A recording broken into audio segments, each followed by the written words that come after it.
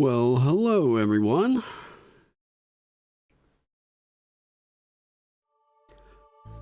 Oh, wow, that got loud. Oh god, I'm sure that was echoing like crazy. How's everybody doing out there? Oh man. So first off, before we get into everything, um I haven't really I haven't really talked a whole lot about recent news that's going on in the TTRPG scene. All this stuff kind of coming out on Twitter and all that stuff. The hey, what's going on? All this stuff kind of happening right now in the industry. So I kind of just wanted to say, like, kind of getting started out in this. Like, I have, as someone that creates a lot of content for this game, it does a lot of like collaborations with people and everything. And I mean, this is just really off the cuff. I don't really, I guess, have anything prepared here or anything like that. I just kind of wanted to make this because, like, this last week, I don't know, I've been working like crazy on these live streams, doing a lot of content, just either streaming or doing design in the background and everything like that. And I just feel like right now there's a lot of, is it just me, or does it just seem like there is a lot of bad just happening, bad vibe constantly going on, getting burned out? So like, as somebody that's tried really hard to make it in this scene for, I guess it's really been about 3.5 years. The recent news about, like, I mean, I won't beat around the bush, like Satine Phoenix and Jameson Stone, it's made me just kind of feel like discouraged quite a bit. Like, it's one thing to call it drama, but I really think, like, this happens a lot. Like, this happens a lot in this scene that we're in, and it seems like every week, and I don't think it's just Twitter. I think it's like, I think that there's a problem, like, with this. I don't know, but is it the D&D community? Is it just like TTRPG enthusiasts? I mean, I don't know that there's, like, I know that there are dramas that happen in every scene. This one felt different. And part of me feels like, as somebody that has a Discord community, there was a message that came up in someone else's server about somebody feeling unwelcome in my community. And it really got to me. Not like I was pissed off at this person or anything like that, but it really got to me that this person felt like some interaction that happened in my Discord community was enough to make them not want to be involved with D&D anymore. And I heard about this, and it started to bother me, like, really, really hard. No, and I don't know. I went through and tried to figure out what happened with the situation. I looked through my entire server's, like, history, looking for anything that I was like, what may have caused this? I couldn't find anything in the history about it. So, like, I don't know exactly what happened, but I'm kind of just saying this because I'm like, I don't want to be, I have been either at one point or another accused of something that I don't really think is completely fair. And I've tried to make things right, or Hey, Hungry Cobalt, thanks so much for the follow. I've tried to make things right. I've tried to really do good. I've tried to stay on top of like getting artists paid, making sure that like things are running smoothly in this content creation sphere and whatnot. But yeah, so worried that I might be a part of this generalized problem with community. The thing is, I have felt a few times, I say a few times, I felt like maybe twice as I've been making content that like, I felt maybe twice that I've been making content that I'm probably not handled either. I'm not handled the process in the content creation all that well, or I didn't approach it in the right way. And it made me think that like I was contributing, it made me think that I was contributing to a bit of this negativity that goes on. So like what I'm trying to do right now, and what I like, I mean, I had a whole talk with Amanda about this, who Amanda doesn't know what's going on in the D&D, you know. I mean, she's not as plugged in, I guess, as, you know. But, like, I talked with her for, like, two or 3 hours the other night, just sort of, like, just venting about all this stuff. And I was like, wow, what is it about the last month that's just made me feel like this? And what I, kind of what I've resolved to do, right? Pretty much any of you guys that are in my Discord community know about what all, what's going. So, real shorthand, real shorthand. They're Satine Phoenix and Jameson Stone. Pretty much have been proven. I mean, it's all accusations, allegations, I guess, but the evidence is really just impossible to deny. If we're being, you know. There are quite a lot of accounts of these two abusing freelancers in the scene, taking advantage of certain people, and it got me really just like it seems like, because I had heard from people that had been well, I say heard from people. It's one of those like through the grapevine things. I hear about situations that were going on with those projects. And you know, me at the I was like, man, I'm not the right person to say anything about this or whatever. It's like this, I'm not really hearing evidence. Well, okay, I say evidence. I'm not really seeing something conclusive. There's not like a receipt, you know, but mostly just hearsay going on in the scene for like the last three or so years, maybe even longer. So, there have been these accusations go on about the way that they were treating these creators, and I mean, there's plenty of receipts out there for the stuff that was going on. So, basically what it's done is, if you go and you get involved with TTRPG Twitter right now, it's all anyone's really talking about. And for good reason. I'm not saying, you know, I'm not trying to apologize for these people or anything. I could give two shits about Satine Phoenix or Jameson Stone. Yeah. My feeling right now is that I felt this kind of pit. I felt this kind of pit go on where I'm like, I really want to build up. I really want to build up the community. I really want to build up and keep making cool stuff happen. I am like, well, I'm blaming myself too much for stuff that's going on in the community. If you're doing your best for everyone you can see. The thing I'll say is this.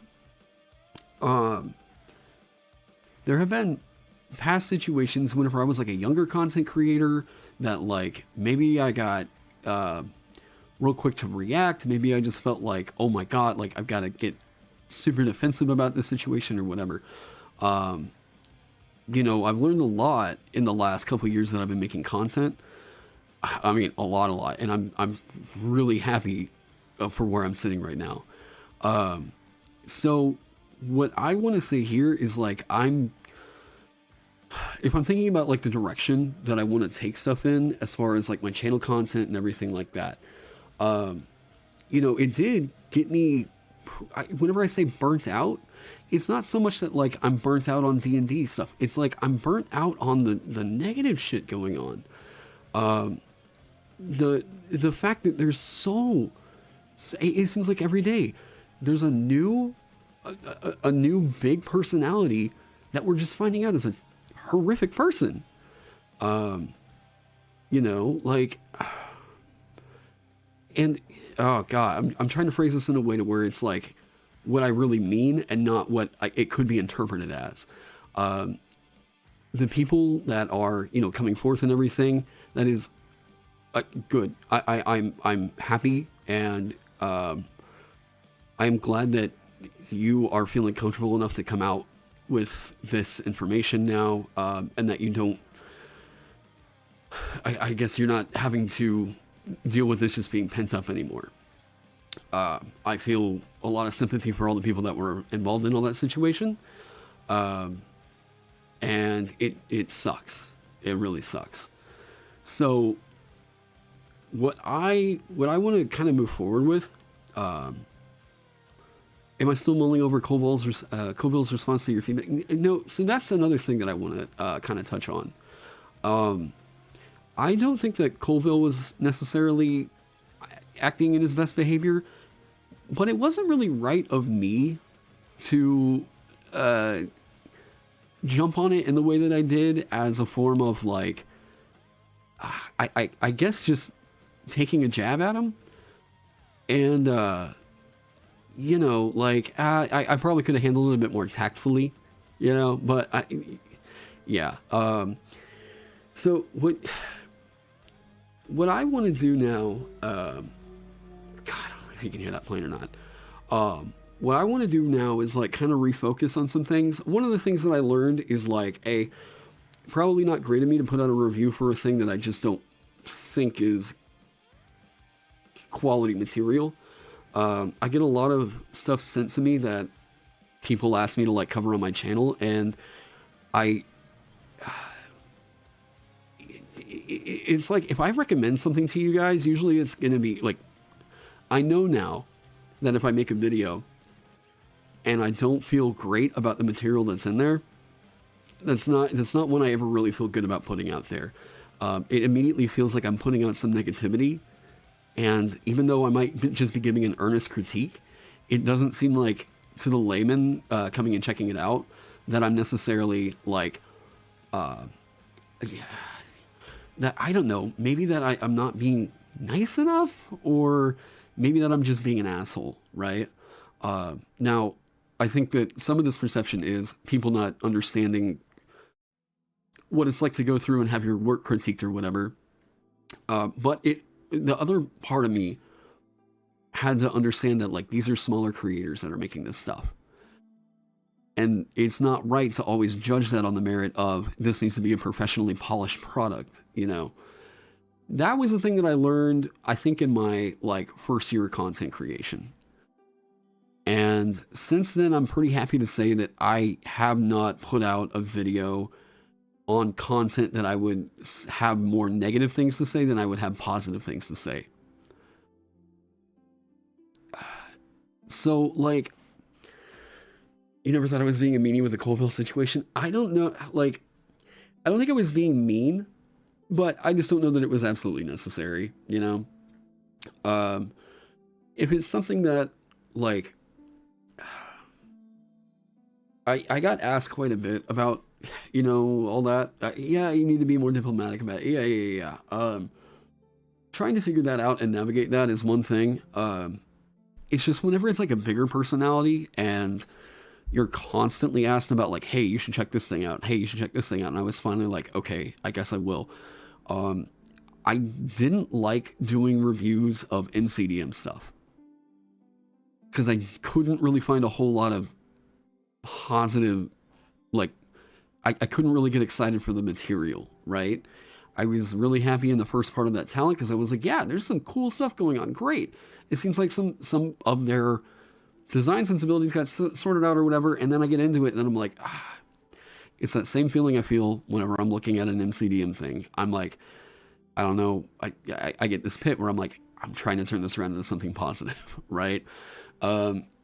instead of the thing making me feel positive, it's like, nah, I'm not, I feel like I'm going to critique this a little bit. And, you know, hey, how's it going, Sirens?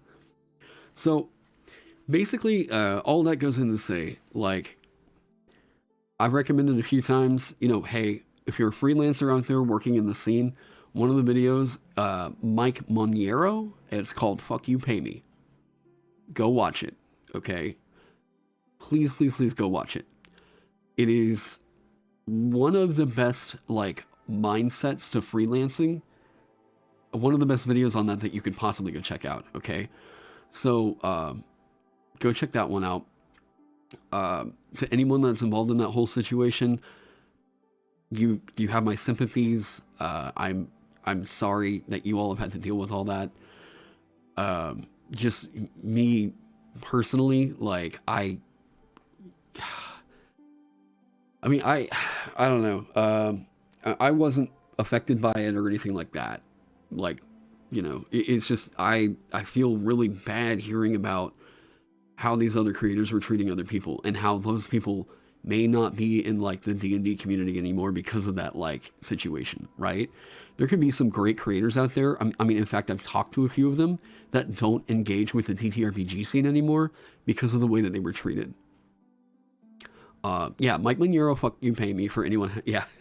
It is a fantastic video for anybody that's interested in getting into freelance design. Freelance anything. It's the mindset you need to have in regards to becoming a part of a collaboration. If somebody contracts you for a thing, establishing what are your boundaries, right? The moment that someone starts talking to you like, hey, buddy, hey, pal, I want you to do this thing, it could get your career really far ahead. Big red flag, all right? Like, yeah, you might want to get into work with somebody because you think it's going to further your career or whatever. Man, you've got to establish the boundaries, you know? But I wish there was an easy fix for that whole situation for everybody that was involved with that. I think for right now, the TTRPG scene has pretty much done well and fucking exiled those two. You know, I think it's like we're hearing every single day there's some new TTRPG event that they got kicked out of, right? Or they got canceled, whatever. So, like, the problem, I think, with that came from the fact that there were so many people that... it's like, if there are people that definitely were harassing and abusing, you know, Jameson and Satine in that situation, but then to see people use that as a reason to go and harass them, man, it's the fact of the TTRPG scene seems to thrive in people getting called out, people getting bashed, finding someone new for them to slam and then promote their own work on. I'm not saying that, you know, if you call these people out or voice anything about whatever, that you're a bad person. What I do say is I feel like it's really tasteless whenever people are doing that and then promoting their work off of other people's situations, right? Other people's abuse. That's one thing that I saw that just immediately made me feel, wow. Even worse than, hey, Silver, or hey, thanks so much for following. Even worse than, like, I don't want to say that. Like, it seemed really opportunistic that there were quite a few people that were not involved with that situation that were using it as a means of getting themselves ahead. That was what, it was upsetting to see the Satine Phoenix stuff come out and all that stuff. Seeing some people trying to take advantage of a situation like that to promote their careers or promote their work that's unacceptable. So, like, I don't know, I guess that's what got to me too, is like, okay, not only were we seeing really bad actors in the form of like Satine and Jameson, but seeing other people using other people's abuse to promote their work, no. That was the thing that made me really, really just like, I mean, I was like, yeah, I'm gonna live stream every day this summer because it's gonna be fun making TTRPG stuff, and then I see stuff like that. Yeah, trying to make a quick buck on drama is cringe. Yeah. So, anyways, like, what I want to do, I really want to make, I want to do this stuff full time. I love doing YouTube. I love making classes, making whatever. It always feels so good whenever somebody puts something out in a professional capacity, or just like, I made this thing, I want, whatever, they'll send me an email or a message on Discord, and they're like, I just wanted to say thank you so much for, like, doing the videos. It's really shown me whatever. And I'm like, that's what I do this for, like, the people that get, the people that feel like I somehow help them out, that's what makes this, like, so worth it to do. So, like, I would say, rewind it a little bit, or just go check up, if you look up Satine Phoenix on Twitter or on Google, I'm sure it's, yeah. So, of all the stuff that's gone on, and I want to, like, extend this to anybody that's, like, possibly had a problem with me in the past because of the way that I mishandled the situation. I'll personally just say this here, and I know a lot of the viewers that are in here have probably, like, no idea what's going on with all that. Any of those people in the past, I'm really trying to make a positive thing over here. I'm really trying to, like, contribute a lot to a more positive and constructive space. I'll personally, like, I'm sorry about things that I may have done in the past that I may have come off as insulting or demeaning or, whatever. I would like to just move forward, not getting, like, messages about this person saying this about you over in this Discord, or this is what's going on, whatever. Not getting side messages or sub tweets or whatever. I would love to just be able to move on, and make this a more positive space overall. So, like, I'm sorry about me mishandling things in the past, or acting on incomplete information, or whatever. I've learned a lot as a content creator, and I think with everything kind of negative that's been going on, I would love for, like, something positive to come out of the last couple days. Not only in the TTRPG world, but, like, man, it just seems like every day there's a huge dump that gets taken on things. Like, this is, yeah, I mean, me getting a little bit personal here, like, one of the things that's kind of been on my mind is, so my uncle, my uncle has a condition called diverticulitis. My whole family's got real bad gut issues. It's something I know I'm going to have to go in the next, like, 3 years. And, yeah. So he received a surgery last year for a hernia that got real bad. And I mean, like, a hernia, you think like sports injuries or something like that. As you get older, those things get to be really hard to heal up. And long story short, he went in for multiple surgeries to get this thing corrected. And I found out last month, the mesh or whatever has ripped open, and basically the contents of his stomach are, like, spilling out into his body. he's been turned down by most of the major like gastroenterologists and all that. I if I'm saying the incorrect title, yeah. And he's going in today to find out if the only doctor who would take him in the entire state can do anything about the situation. So, on top of everything else that's going on, yeah, there's personal stuff going on. Me adjusting to leaving a job I thought I was going to be at for a long time. A lot of you guys know I went to school, I went to college to be a teacher, and for this stuff not working out, me finding out in October after I took the job that,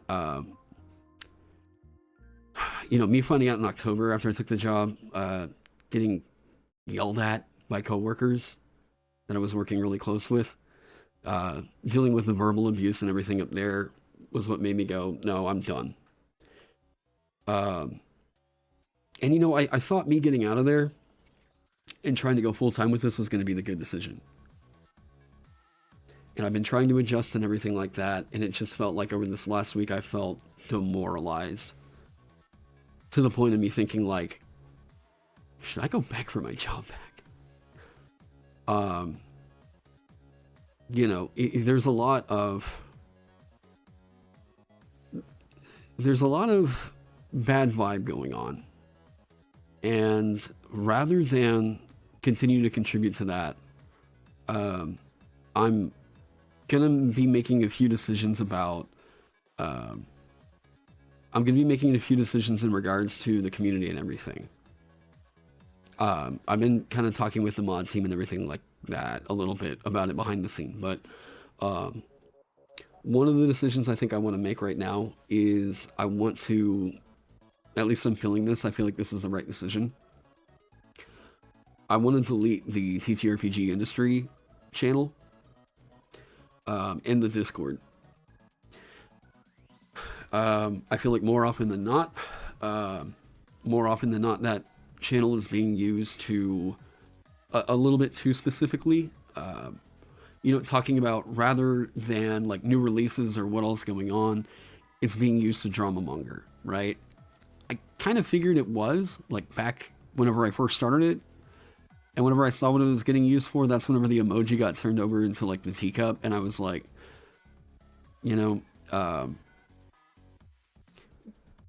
and I have to be aware that like if this is the kind of thing that I want to change, I've got to, yeah.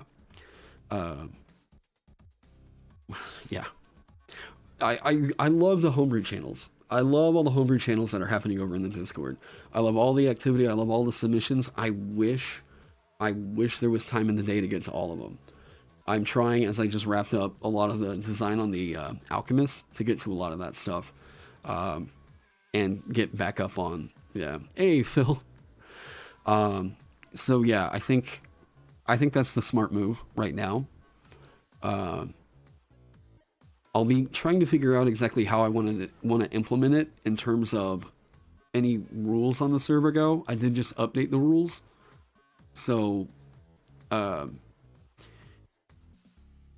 yeah, I think, because it's been, the problem is I've heard from now 3 people that have felt like I don't want to be involved with TTRPGs anymore because of something that happened in your community. That bothers me a lot. A lot. And I think with what happened with like Satine and Jameson this last week, it made me want to reevaluate things. And you're going to hear the dogs because we just got breakfast delivered. So, hang on.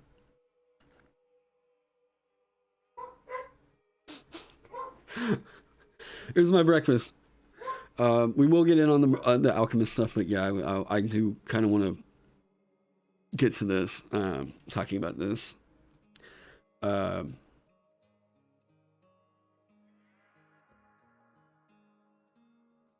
Blessing good riddance. Yeah, so this is so Everybody sees.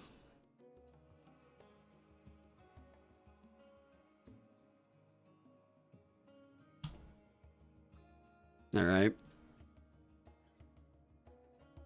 Now,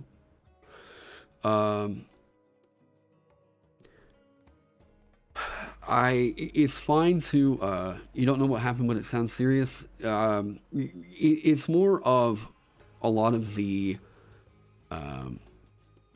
it's more of a lot of the bad vibes that are kind of going on around the scene. And I'm feeling like the more and more it goes on and the more I'm like, wow, what is going on? The more I'm kind of feeling like kind of the way that I felt like back in high school when it just seemed like everybody was only talking about everybody else. You know, I hated having to deal with the bullying and like shit talking that I had to deal with teaching 8th graders, okay? Like they are some of the meanest people on earth, all right? And I couldn't help but feel like this little ding in the back of my mind where I was like, wow, why do I feel like I'm back in high school in the TTRPG scene? So that's me basically saying, I want this to be a lot more productive of a space. I want it to be a place where we're making cool stuff happen. And it seems like whenever we're talking less and less about the cool stuff coming out and more about the bad shit that other people do, yeah, I'm getting that pit again, right? Yeah, it's gone. Now, this is not to say that if you are... Yes, I did. This is not to say that if you are somebody who has experienced abuse or something, don't report it. That's not what I'm saying. I'm not saying that people that are reporting that stuff are contributing to this problem. I'm just saying I wish that this problem happened not at all, right? And I think part of that is going to start with us not harboring a community that has these kinds of things, right? That kind of encourage that type of behavior. Or that type of mindset where it's like, yeah, we're not talking about like TTRPG news, we're just bashing these creators. So like, yeah. Where I'm at with that right now, like, I think that that's the first small step. A lot of it's also just going to be like, I guess thinking about how to navigate, like, well, it's not even like how to navigate things moving forward. It's really just like being a little bit more conscious about when situations are kind of devolving into that, when conversations are devolving into that, you know, and refusing to engage with it. The stuff that went on as far as like the content I put out, you know,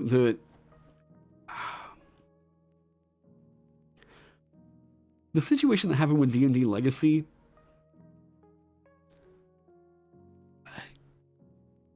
that felt warranted because the guy was essentially kind of acting, he had some real stalkerish vibes going on.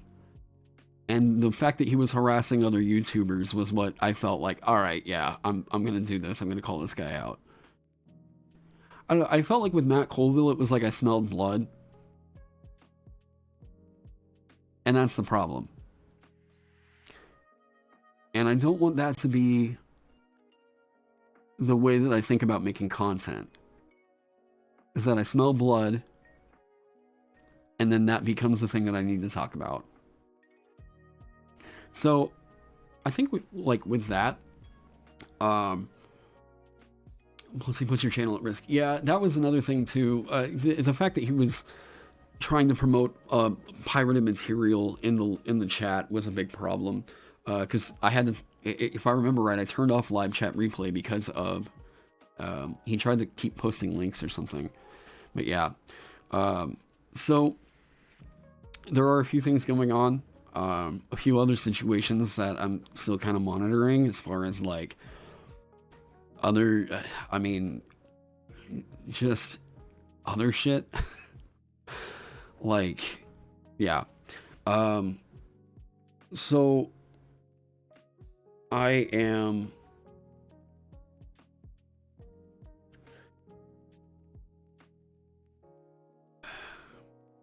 There are other situations going on that I feel like at one point or another in the future could blow up into something I don't think as bad as the Sasine Phoenix thing, but it's something that I think will be discussed, right?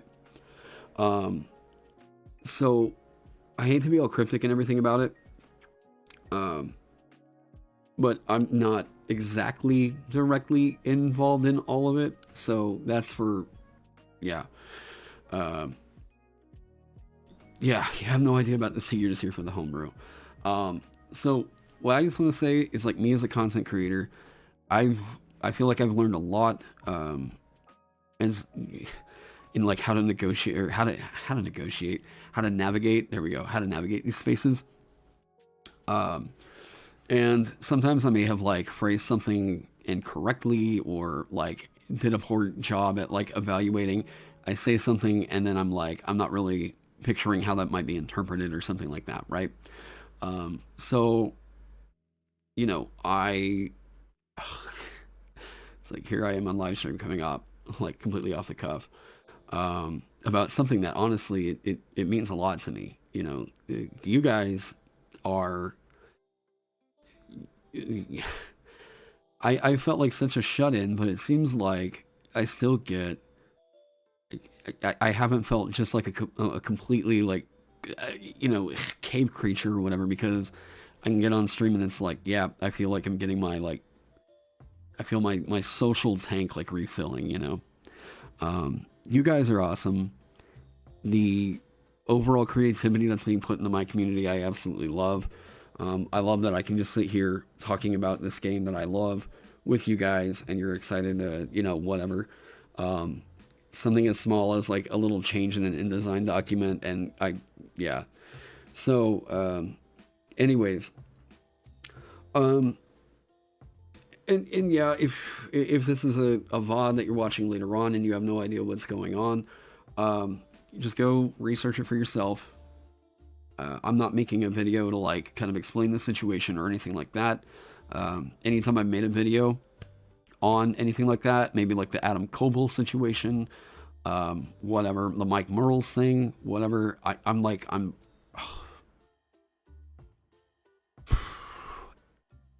I'll put those videos out and it doesn't feel good. It never feels good. So, yeah, I don't know. I don't know. And then there's people that are like, I really wish more people would talk about this situation. And yeah. So that's, I guess, just kind of my thoughts on what's happened here recently and what I want to do different kind of moving forward. Like, you've been to some, oh man, I appreciate it, Daryl, thanks. You know, this can be just an awesome, super fun environment to be a part of. And yeah, I want to keep building that back up. I want to get back to the feeling of, like, you know, the way I felt a week before leaving my job, where I was like, I can't wait to be able to just get on the computer and live stream all the time, do design stuff, and not be struggling to make a living doing it, or, you know, whatever.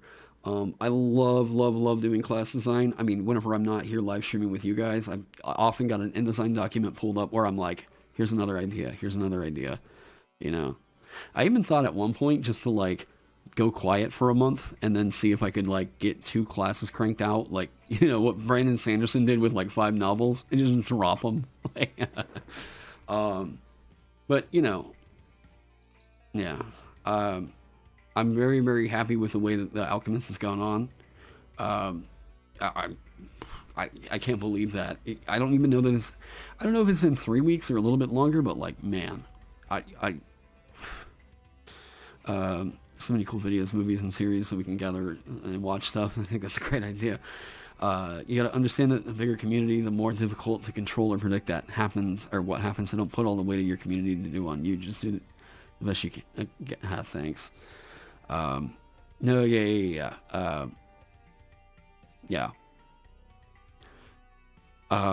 So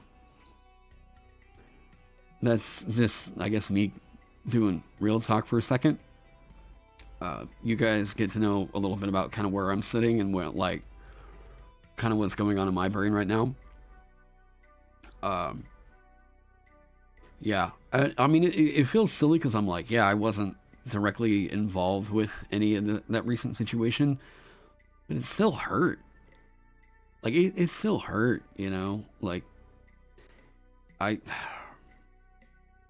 don't know, it's toxic creator, toxic little, like, you know, D&D celebrity, and, was it, whoa, wait, really?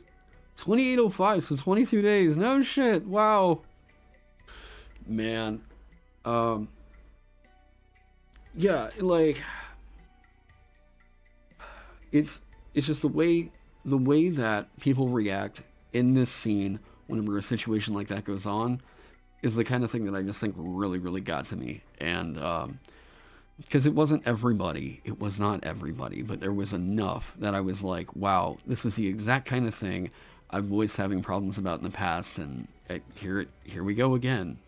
Is this just how it's always going to be every time we find out about a bad situation like this, where, like, you know, yeah, absolutely 100% call these people out, but at the same time, if you're using the call out where somebody else is voicing their abuse as a means of, like, promoting your own work or, like, your own platform, man, that was the thing that made me just kind of not want to do the thing. But yeah, but anyways, yeah, the Alchemist is just zooming. So, so yeah, we're good. I hope. I think. All on the same page with that, because,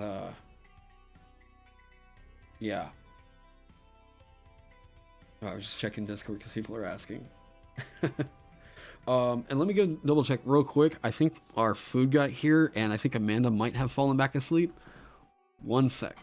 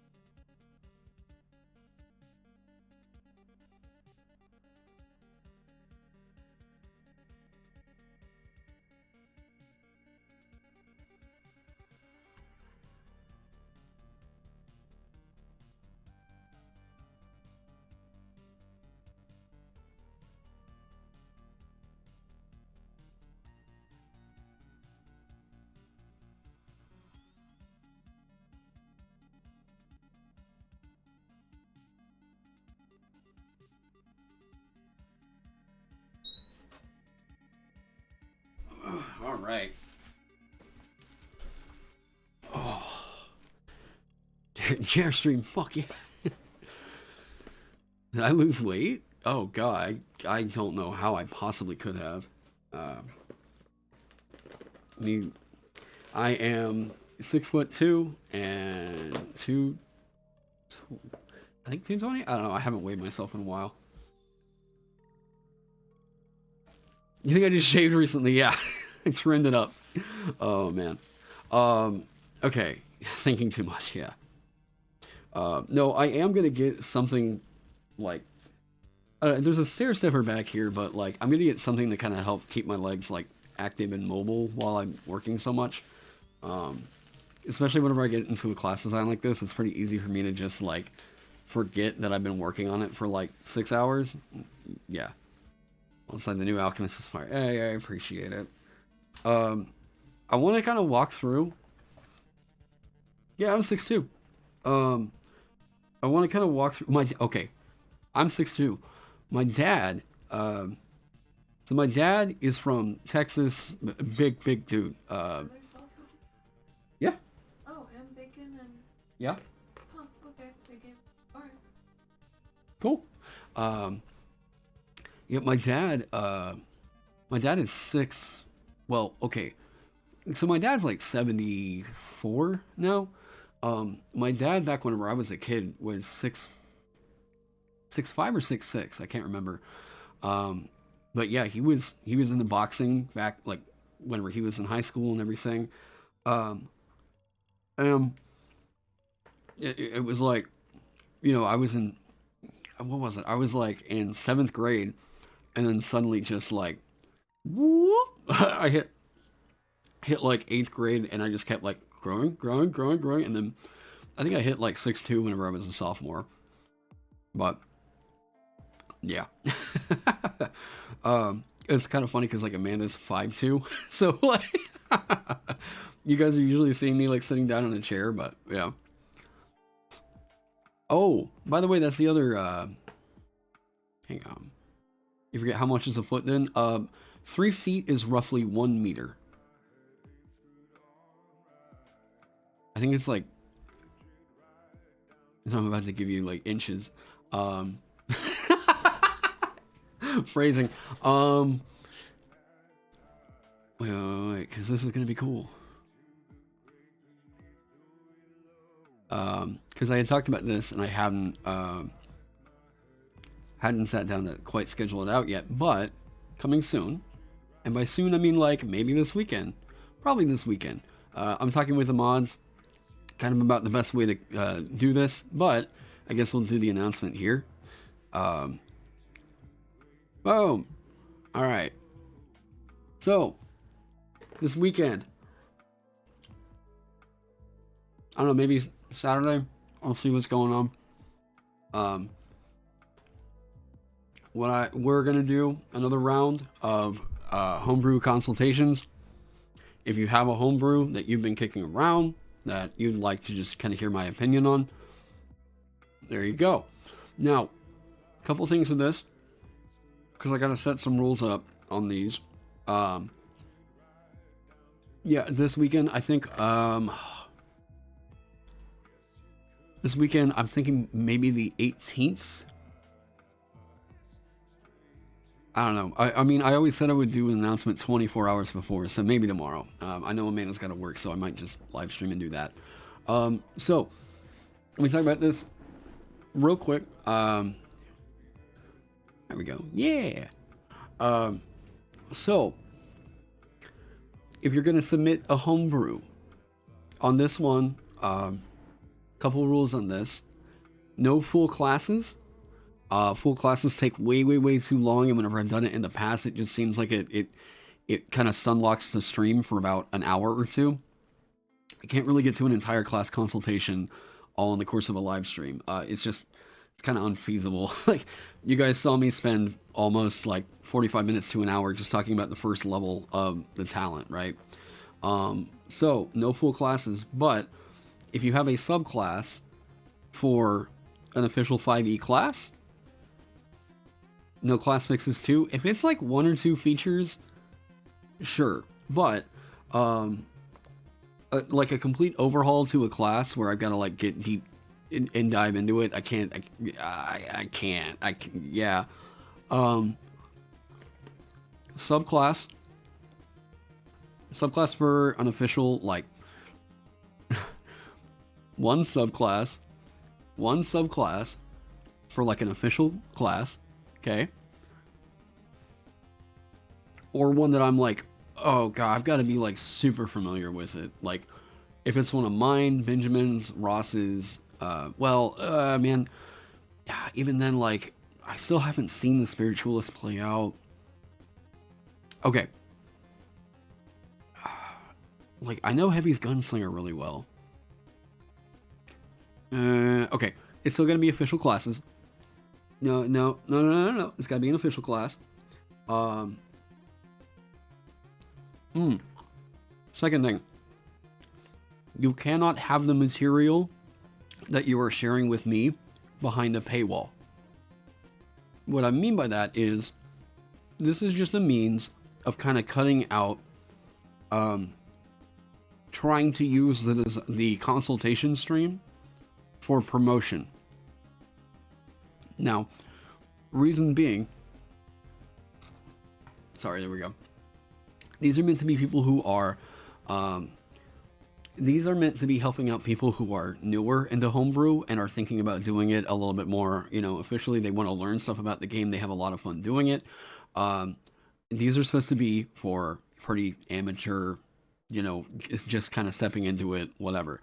So, you cannot have the content up behind a paywall. This means DM's Guild, Patreon, whatever. What else? Oh. You can submit a race, you can submit I can look at like 2 feats, sure, as long as it doesn't really require a whole lot of, you can submit a race. If you do a spell, oh, please keep it short. Well, and by short, I mean like, if it's like a 2-page spell, probably my first critique is going to be you got to condense the thing. Like, oh god. What else? Well, race, backgrounds, whatever. Yeah. Do you guys have any questions about that so far? You'll see another 4 pages. An amazing story. Yeah.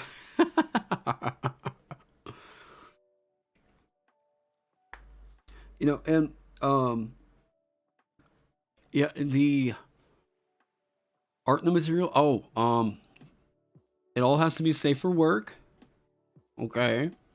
And by that I mean I'm not even saying PG-13. I'm saying PG, all right?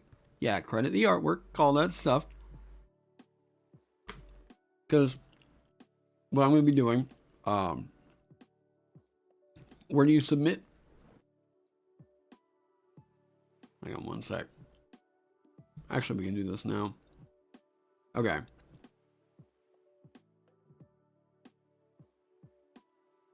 How about this?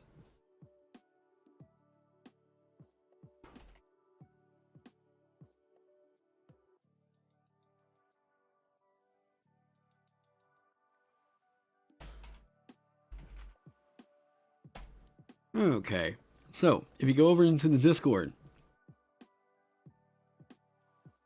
you should see in the Critique My Work channel,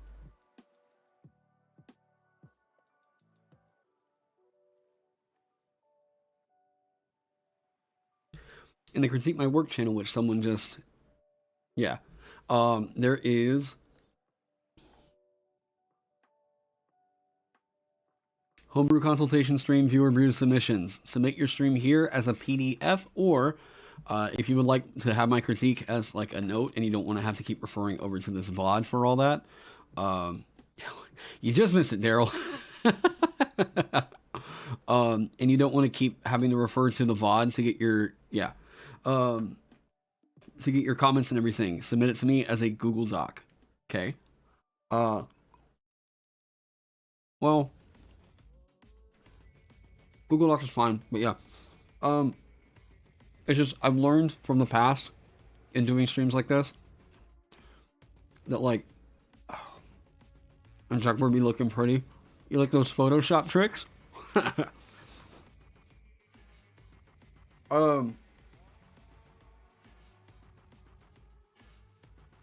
would you Google race even though you haven't put it? I think I gave you some feedback on that, right? Can you submit a PNG? I guess. So, any other questions on that? You can absolutely submit a PDF. Yep. I'm going to try to make it to where, like, the consultation stream, I'm going to try to keep it to like 3 hours. Good guess for feedback on my psionic power scaling. The reason why I would say no to that is because it requires an understanding of how the class is going to function. I don't know that getting it without the context is going to be all that helpful. Because, I mean, I would probably need more information on it before I got into that.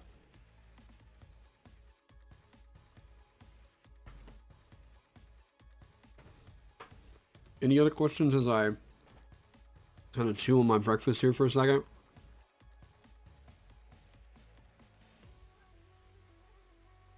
Can you have a submission of each, like a class and a subclass?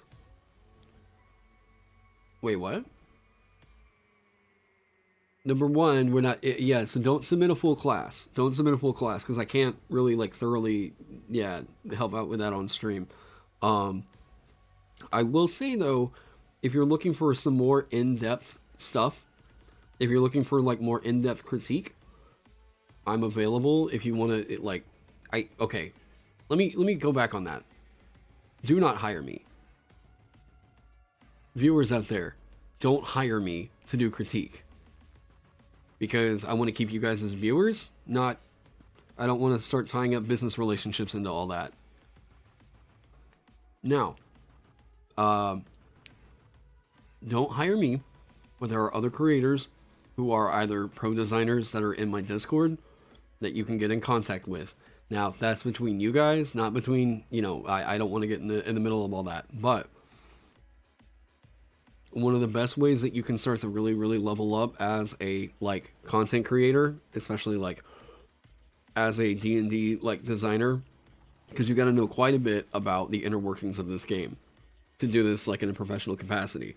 Hire Ross, hire Benjamin, there's Heavy Arms, Trekaros has got a great understanding of the system. I think Trekaros isn't exactly, like, super into class design, but I know Ukulele's also kind of into class design. So, yeah.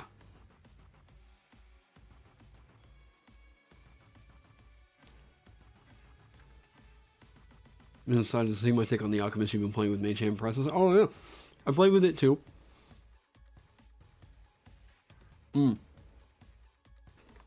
Yeah, hey, what's up, Jordan? How you doing? Yeah,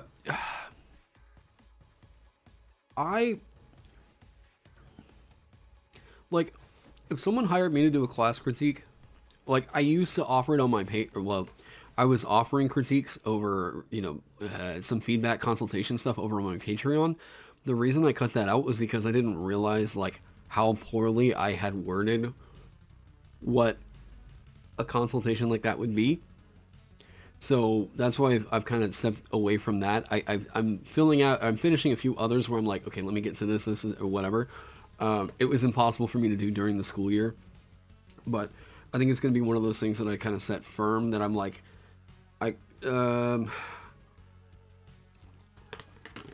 doing a full class review or like a full class critique is the kind of thing that, like, no, that needs to be contract work. It really does. But I don't mind looking at a subclass or a race, something like that. You keep it simple. You keep it real simple. Streams are great. Hey, what's up, Heavy?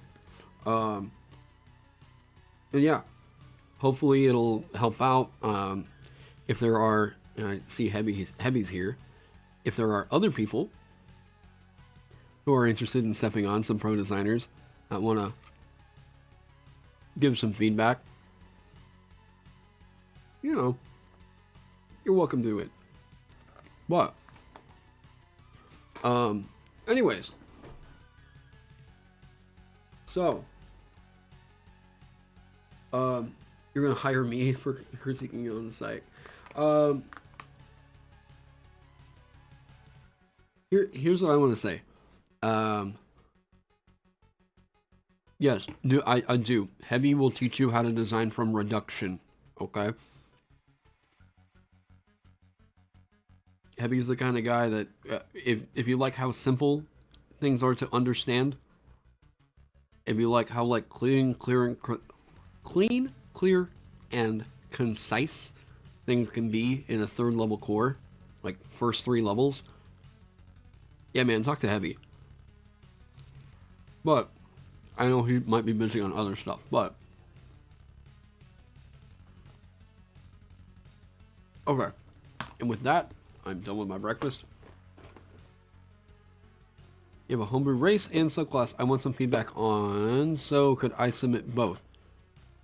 Go on ahead. Because if I don't get to it, maybe somebody else will. But yeah, it's going to be a... All you don't want is to hijack, sit back, Mr. Taron.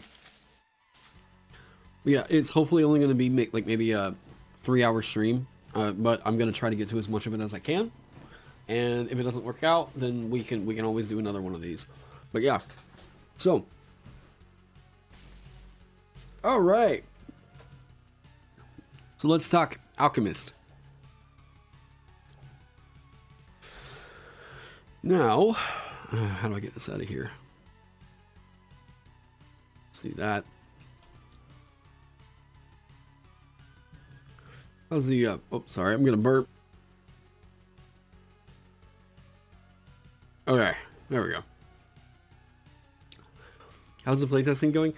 There are people who have told me they've got Alchemist characters ready to play this weekend, and that's super exciting to hear. But overall, right now, the best, stuff I've been getting from playtests has just been general feel. People have been submitting quite a bit that's made me feel like, all right, it's latching on, things are clicking, things are going good overall.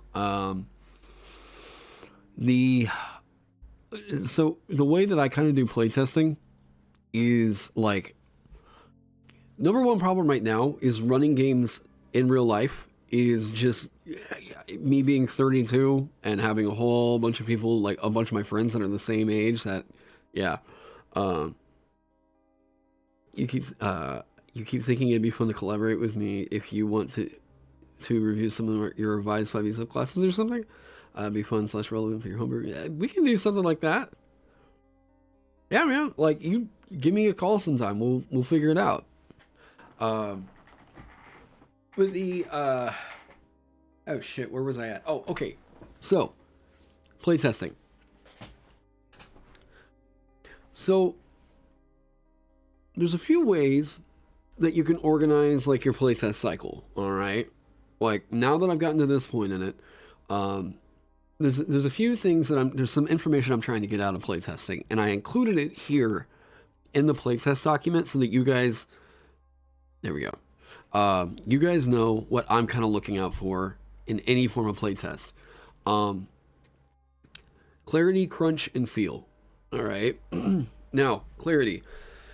It's extremely important to me that the class achieves its goal with in an easy to understand way that doesn't require understanding of a whole new magic system.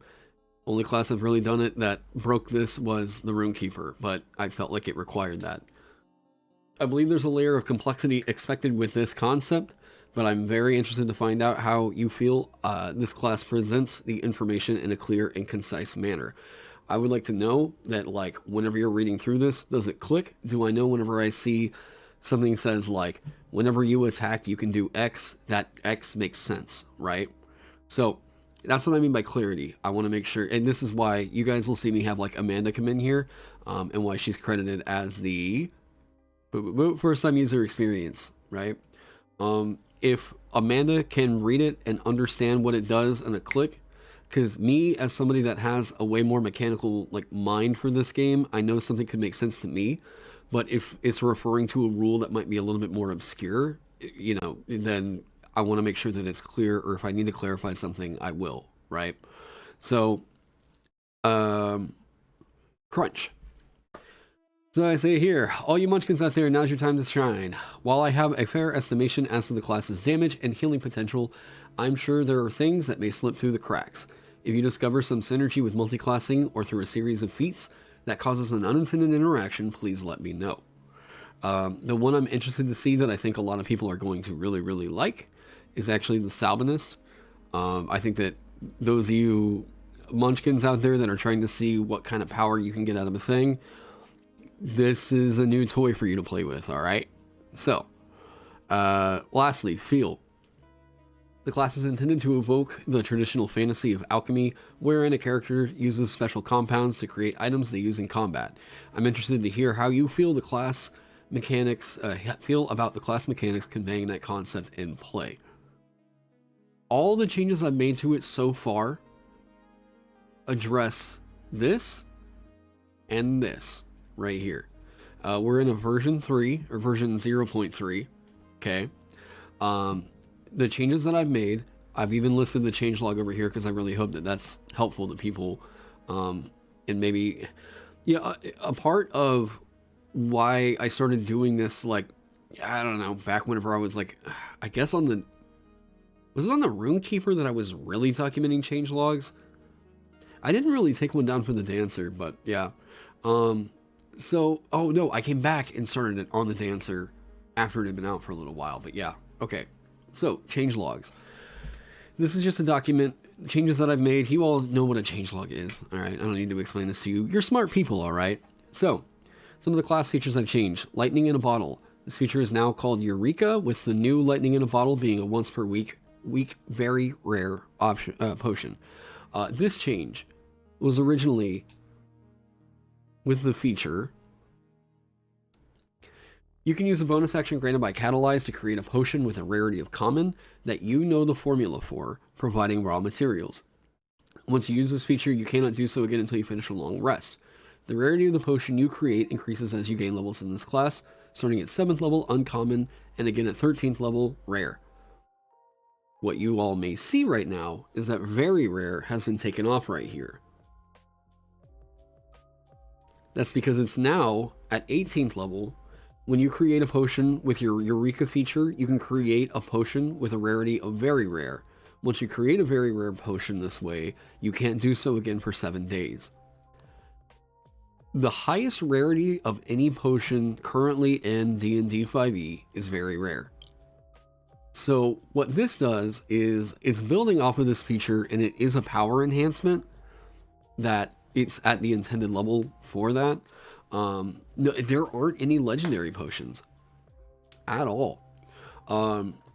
But you being able to do that once per week rather than continuously, whatever, feels a lot more reasonable. It's a little bit of a crunch check, I guess you can say that, but I feel like of the supplements I've seen, of the homebrew I've heard of, there should be legendary potions. It seems like very rare potions are the one thing that I've heard from at least 2 or 3 designers. This would be a problem. So I think limiting it to where it's like once a week, at least there's that little bit of a check, right? And then DM Fiat has a lot to play into that, because if the DM feels like, I mean, yeah, sure, I should release a thing in a balanced state, right? But I cannot predict for every single table. Potion of Storm Giant Strength is legendary. Yeah, that's right. There is one. But you being able to create a potion even like once a week that's able to get you a strength score of 29.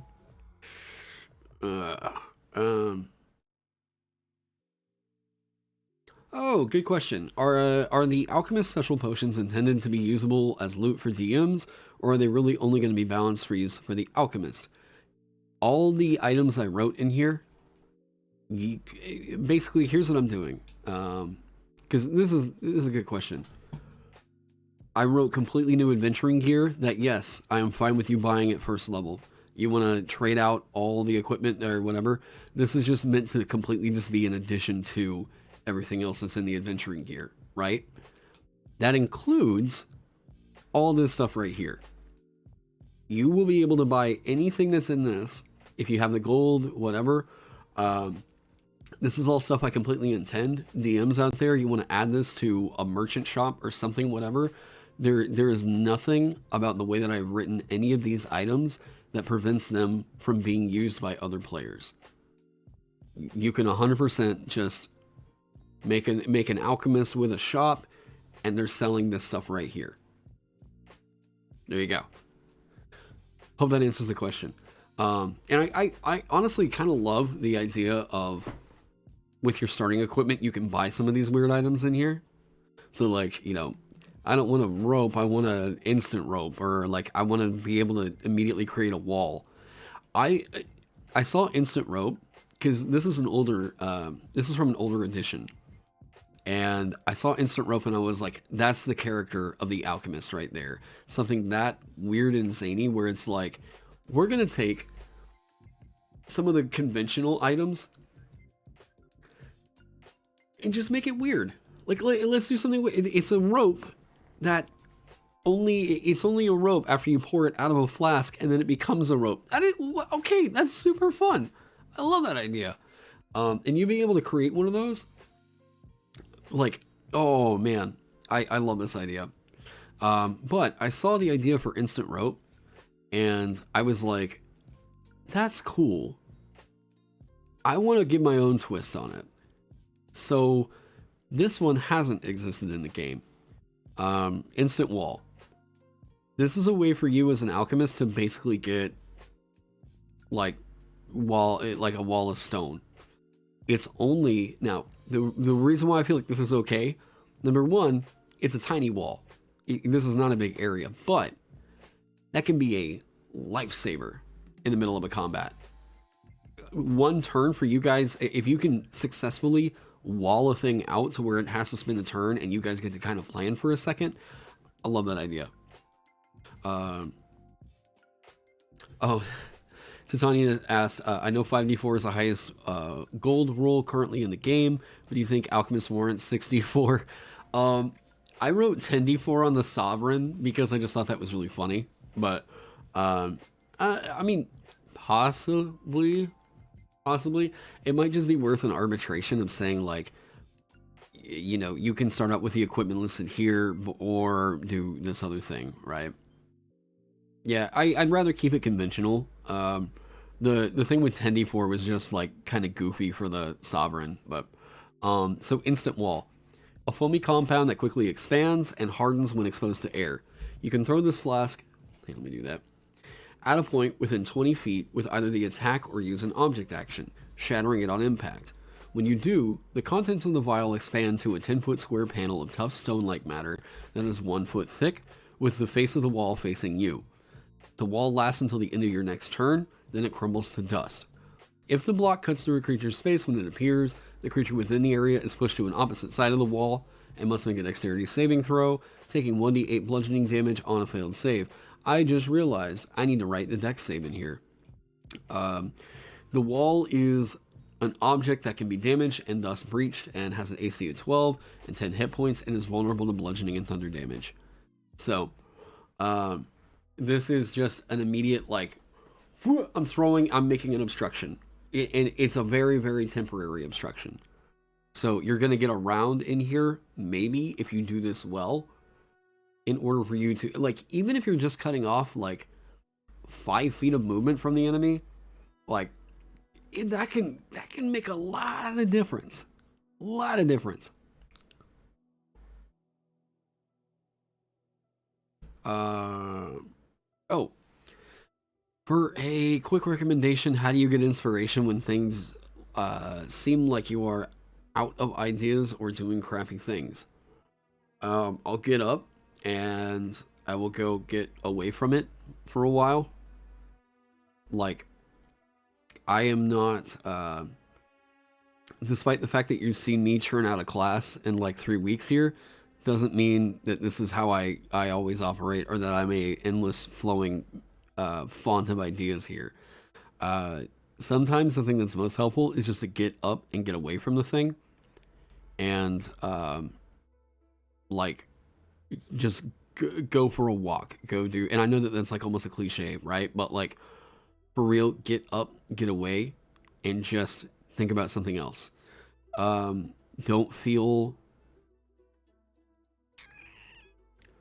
let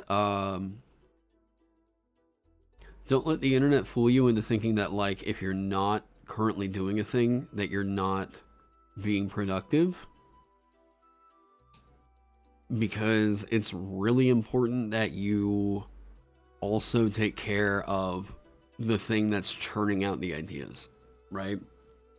Yeah, work on other stuff. One of the things that, like, you might see me do, and like when whenever people kind of get on my case about like, hey, I thought we were talking about the Alchemist. Why are you doing this other thing? You all have seen me go on the tangents or talk about whatever. That is super important to the creative process. Because if you're not giving your brain a second to just not look at the thing that you're currently working on, you're going to burn out a lot sooner. So, like, the part of the creative process for anybody is also taking a second to get away from it. So, yeah, the breaks can be just as important as the work itself. Yeah, see, self-care is productive. Yeah. Come back to it later with a fresh mind, and the well is dry and needs time to refill. Yes.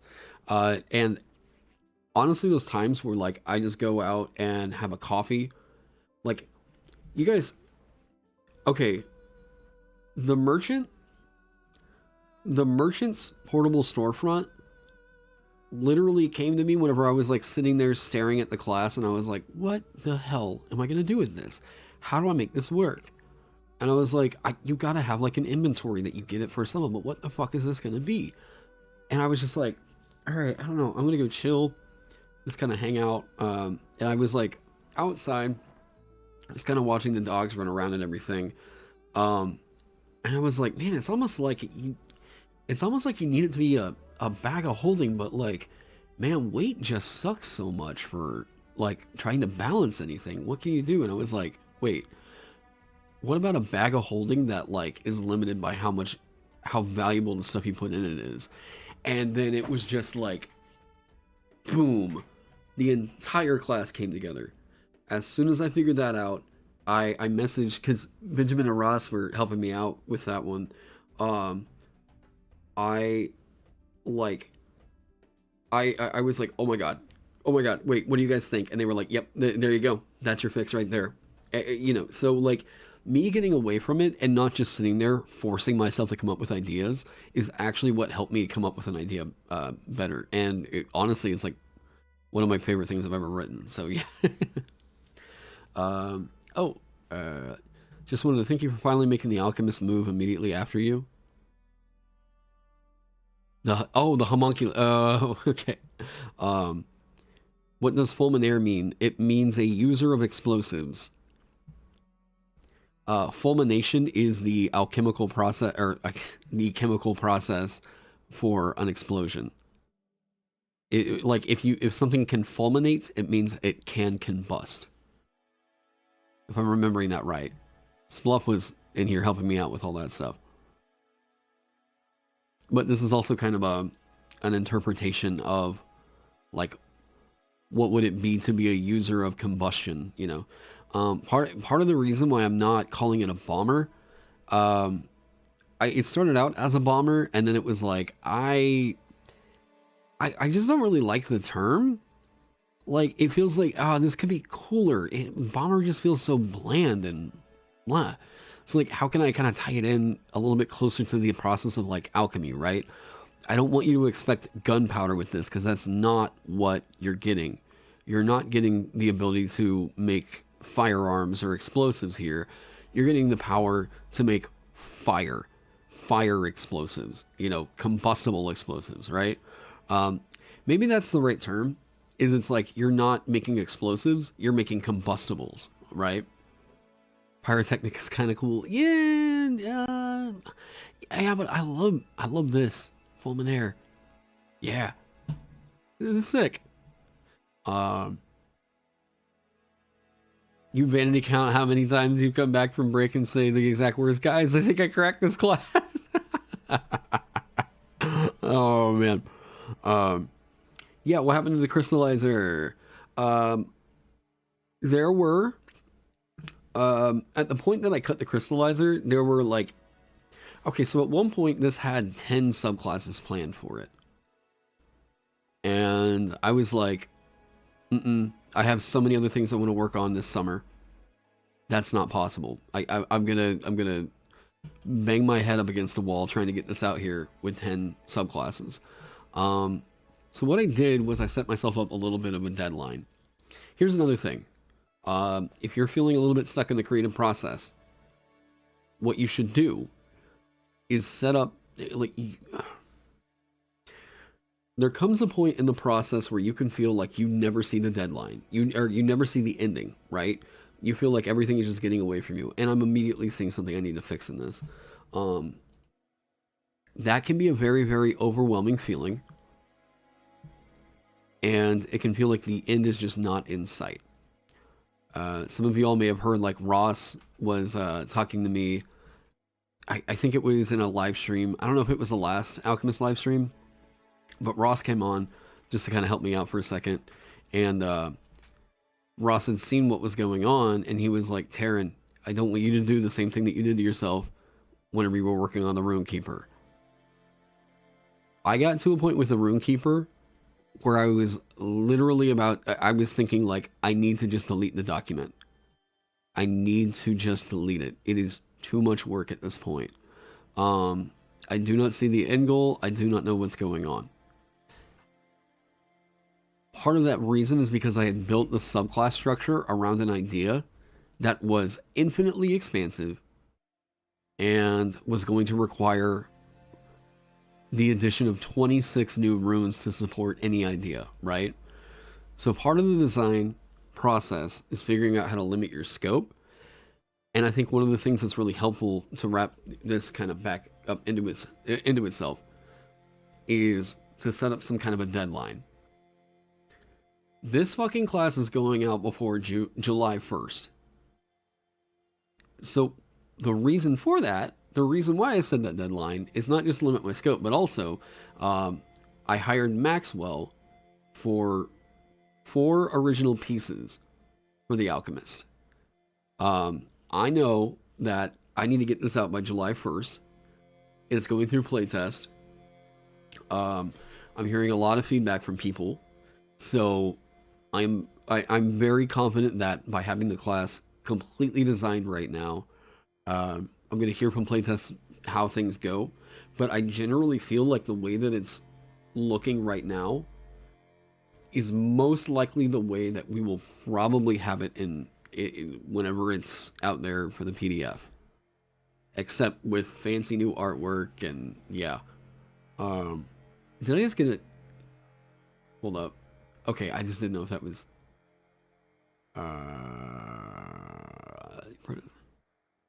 as a what does that want to me? Jordan, if you're here, yes, yeah. We'll talk. But yeah. Oh yeah, and I know Shard. Okay. Now was that helpful? I hope that was helpful. Maybe. Ooh, why does the Philosopher's Stone only work with you? Is there a narrative reason or is that just balance? I'm not sure what that is in reference to. Okay. So, yeah.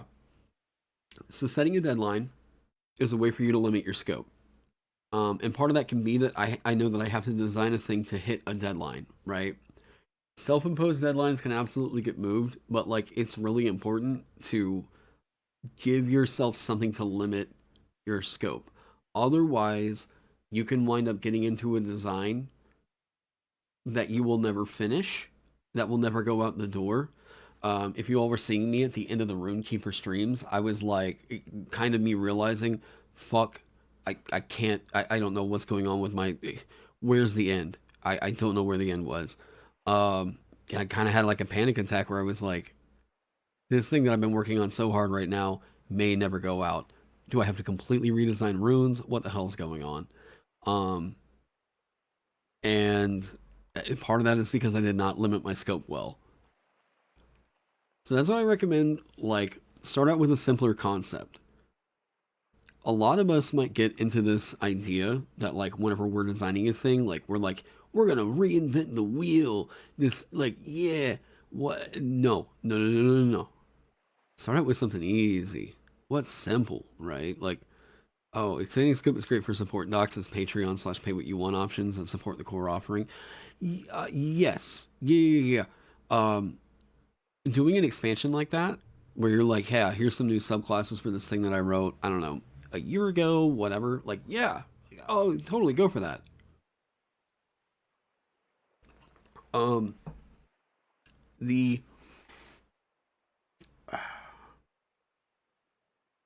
you have to know that at some point the thing that you're making will go out the door. So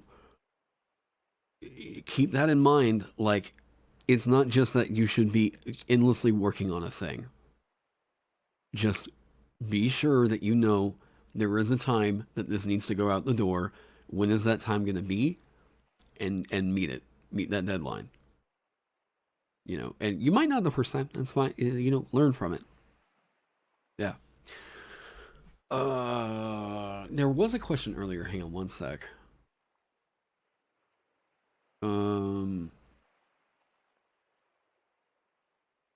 Okay. So the things the alchemist can make at each level, you can also buy regardless of level. Sounds like a tricky balance problem. Is it the DM's problem? Just don't give them too much access to them. I've heard quite a bit of people voice worry that this class will break the economy of their game. And I'm curious if they're just like allowing their players perfect customers every time, where like the players want to go out and sell a magic item or something and they're like, yeah, I'll sell it to you for full price. Like, I, I don't really know that a lot of that's coming from like, you know, I honestly feel like if an alchemist at later levels has infinite access to their alchemical items, cool. That's why each of these is no stronger than a cantrip. Yeah. Like, none of the alchemical items that you can pick up are stronger than a cantrip. If the alchemist, literally, if you just did this and you were like, you know what, you don't even need to craft it anymore. All the abilities that you're gonna get, Volatile Potency, this is made to where you are getting a 9th level damage spike that's gonna up at 17th level as well. 17th level being like the ultimate power for a cantrip, right? The thing that had worried me, and the reason why the scaling is a little weird and why it's not like 5th, 11th, and 5th, 11th, and 17th, is because they get this feature, Mix. The worth of 2 alchemical items is really high.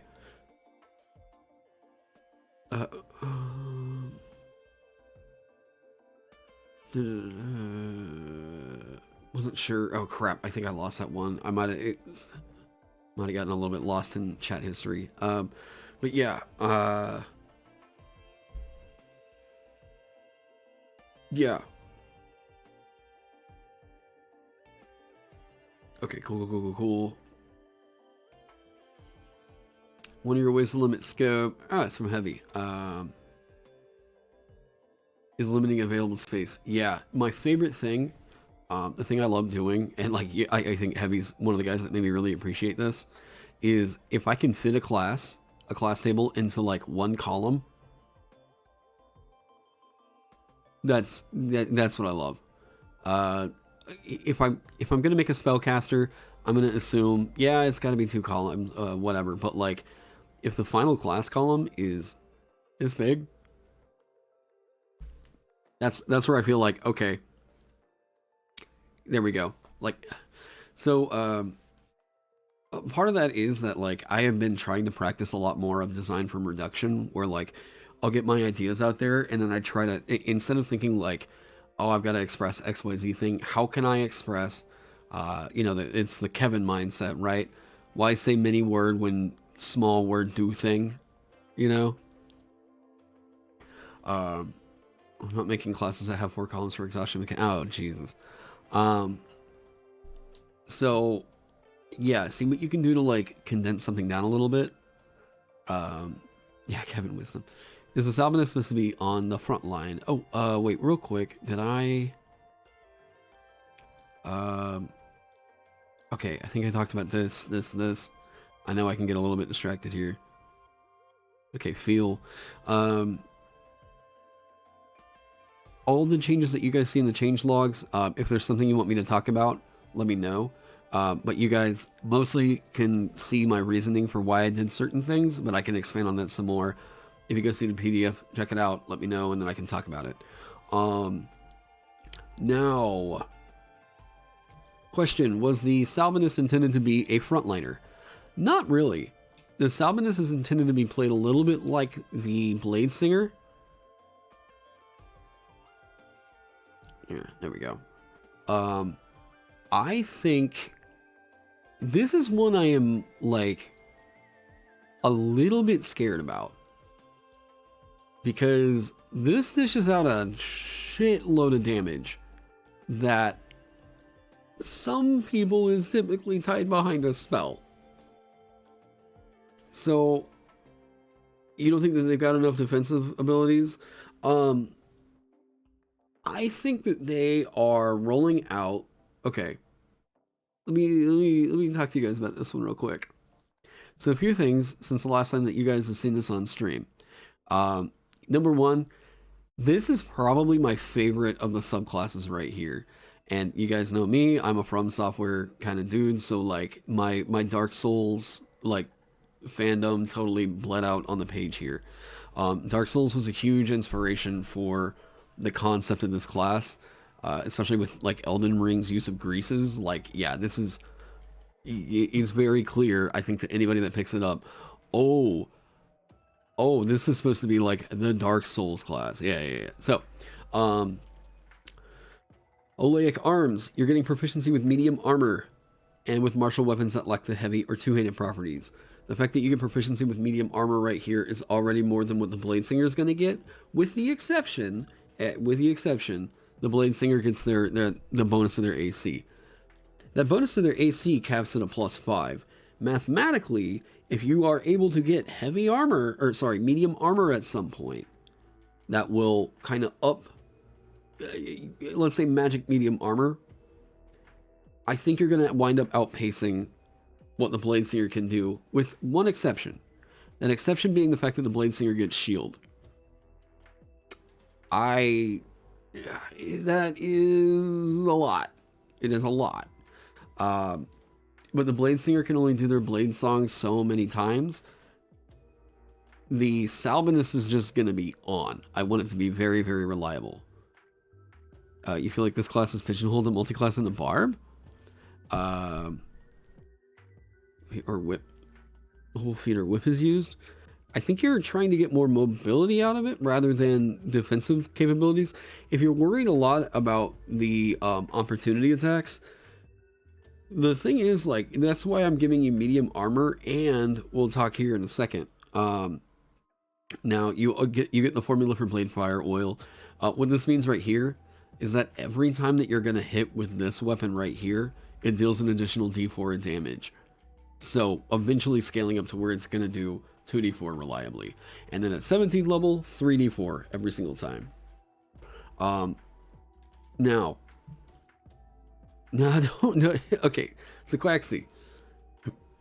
Here is the big one right here.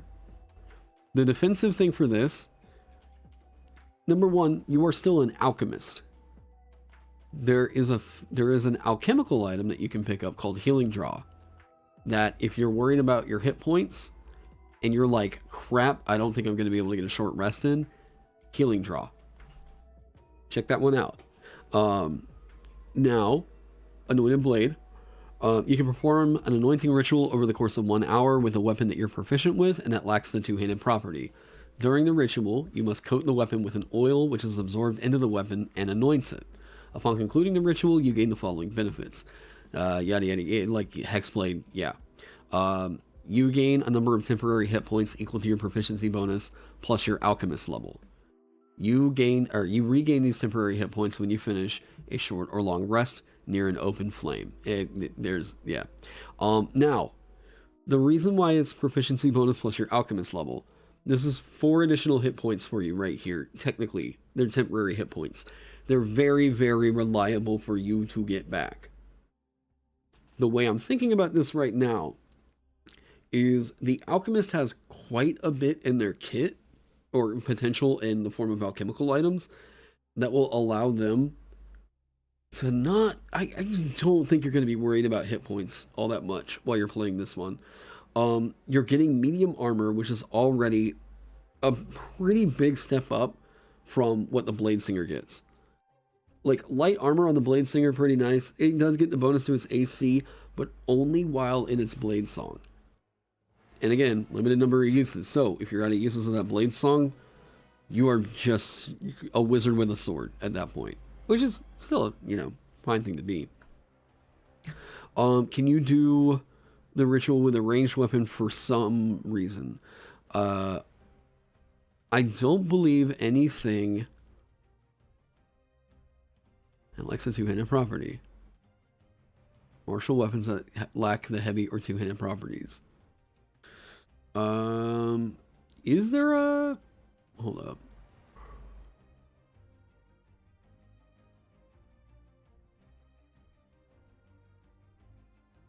I don't know specifically offhand. It should not apply to ranged weapons. Let's see this. Well, wait. This is a terrible way to look for... Okay.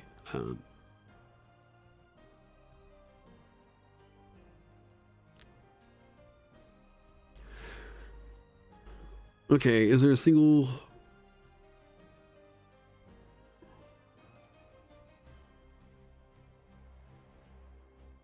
So lance and whip. Wait, what? Oiled arrow tips. The narrative of the ritual is the thing that I'm like, narratively, it doesn't make a whole lot of sense for ammunition to get the ritual, right? Because, like, no, this is you are bonding with a weapon. This is a, yeah. It wouldn't apply to the heavy crossbow or the longbow. It also, I mean, I guess you could say it applies to the hand crossbow. But, like, the oil has to coat a piece of ammunition. So, like, there's a mechanical hang-up going on there. But, if you're wanting to make a ranged character, I don't know that the Salvinus is really intended to, like, build into that idea. Like, you want to make a ranged character, I think that there are so many other ways that you could do that as an alchemist. Like, you want to go... Okay, let's say that you want to go crossbow build with an alchemist. I still think that the better use of that is probably going to be the Toxicologist. Yeah, you can say the Fulminaire. I think that the Toxicologist... Because the intended playstyle for this is very much supposed to be you are a bit of a midline... you can get a little bit into the front line, and I think you're going to feel at least relatively safe up there.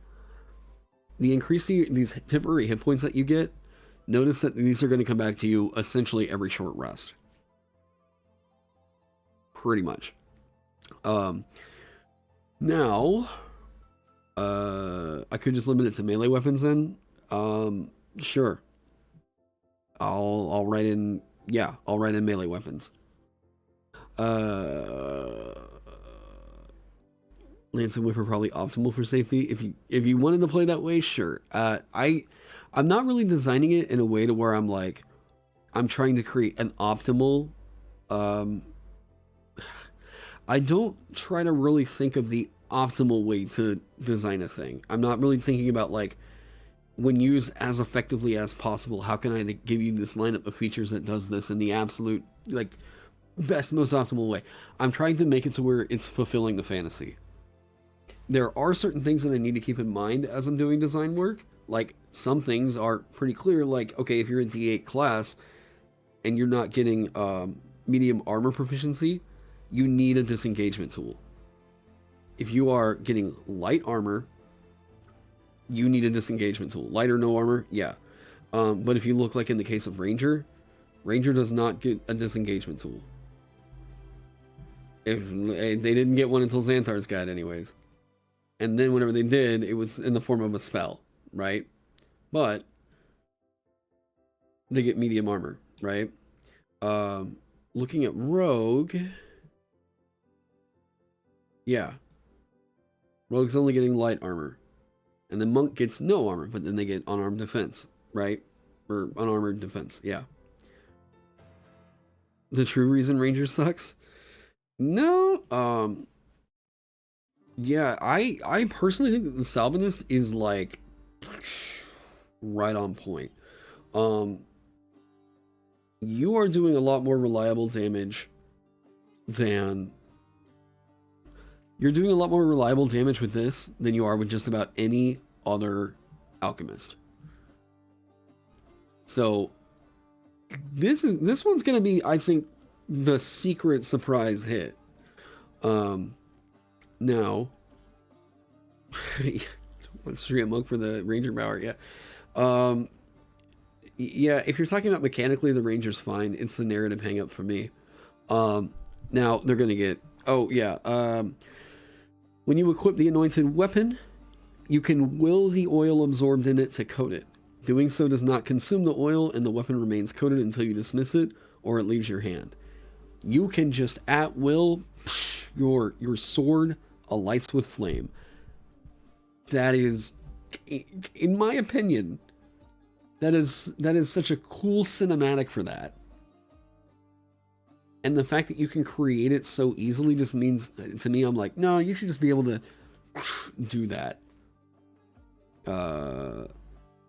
Saying the Hexblade text is so wordy, but it is. Yeah. Hand crossbow. Nothing about it should. I didn't really write this to be a like bow wielder.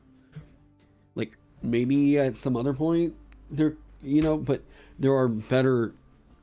I would say if you want to go with like a ranged weapon build in the form of an alchemist, the problem is the power budget that I basically thinking about as I was designing this one was built around making it work as a martialist. Maybe you can survive longer with Mighty Whip, which is the reach. If you want to go in that direction, sure. But this is expected to fulfill a certain fantasy of like, yeah, I'm the flaming sword guy, Off topic, did I see what Nintendo did today? I did not. Wait, hang on. What'd they do? Now I'm like actually super curious now.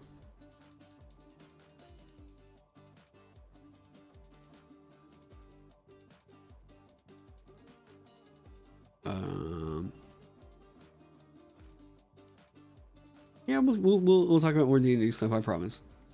But now I'm suddenly super curious.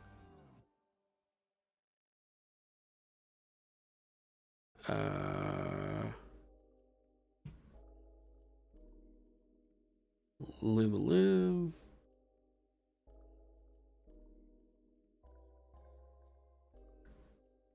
Wait, what? They're copyright striking music covers now? Wait, what?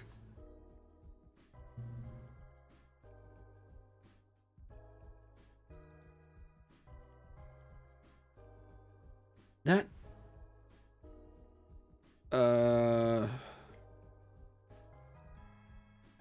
wait, Roizen, yeah, ask your question just one sec. Hold up a second, because this is actually, I might be able to actually give some, actual, like, expertise in here. Okay, so, for those of you that don't know, hey, I'm a music teacher, a musician, freelance, all that stuff, right? I'm a session musician that plays with a couple groups here in town, the Tulsa Symphony, Signature Symphony, and all the, like, theater groups in town, yeah. I do musicals, whatever. What's the news going on about copyright strikes? You can't post a link in chat, but you can post it in the server. Thank you. I'd really like to check that out. Hey, what's up, Blue?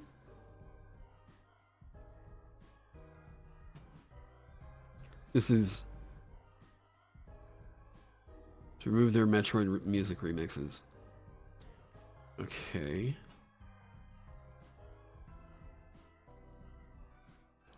Alright, hold up.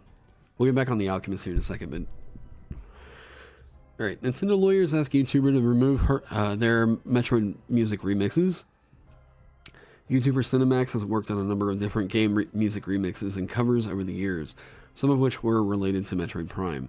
Unfortunately, Cinemax has now removed their YouTube videos with these tunes due to contact from Nintendo.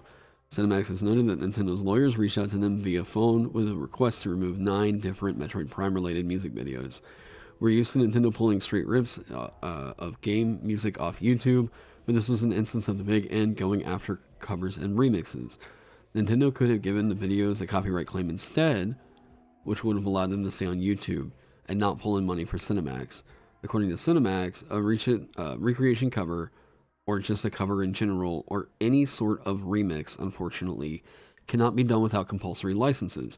It does seem extremely odd that a cover/remix was the target of Nintendo's takedown, as it seems like it would fall into the area of transformative fair use. Somewhat. If you are... Okay. Now,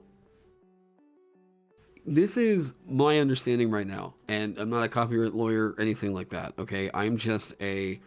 yeah, I'm a musician who takes interest in things like the Katy Perry Dark Horse lawsuit. I first started getting into it whenever I looked at like the Led Zeppelin versus Spirit thing, or Spirit versus Led Zeppelin. So a company like Nintendo, because it's a copyright strike, not a... They got removed by YouTube. Did they copyright strike their channel?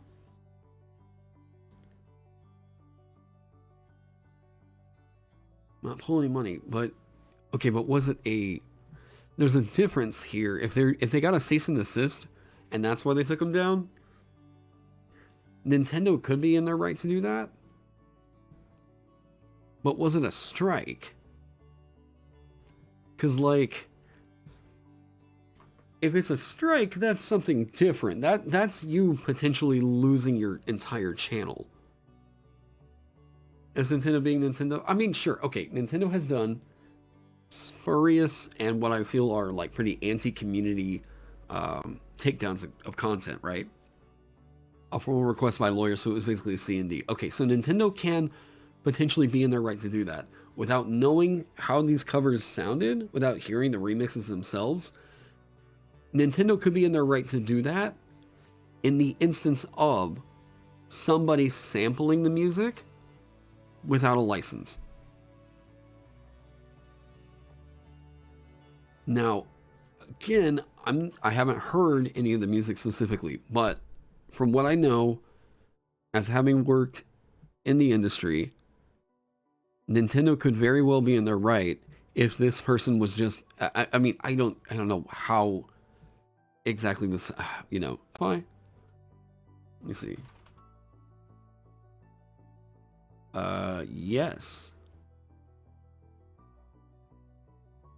Okay. But here's the thing though, like I've had Nintendo music playing on my stuff and I never get in trouble with it. So it sounds like Nintendo may not really be worried specifically about the music itself, like the performance of it being, whatever, played over somebody's live stream. I mean, I've seen guys like, Ludwig or like Jay Schlatt that they use like Animal Crossing music in the middle of like their live stream as like just kind of hold, whatever. So something tells me that this isn't specifically about the original content getting distributed outside of something that they have a means to control. Like if they were like, we only want this music to be available through our channel, watching our videos or doing whatever.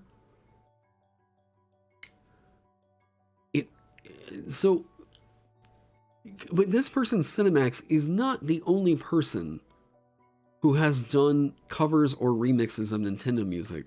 So I'm curious why suddenly this person seems to, like, what about Insane in the Rain? Like,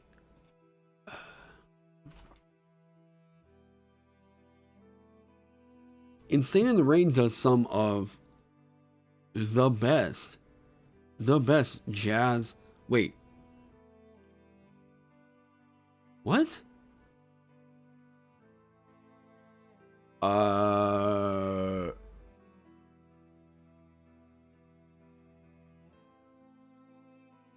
Insane in the Rain is not making content about protecting their IP. It sounds like Insane in the Rain is also not really doing what? Well, it's on Spotify. I know that because I've got some of Insane's music in the live stream. Hold up. Hey everyone. Yeah, I'm not uploading video game covers anymore. Legal issues. Wait. Okay.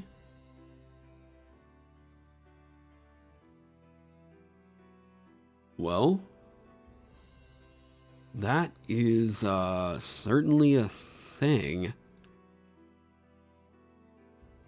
Okay, well, like I've heard of people having to deal with issues in terms of like them doing covers.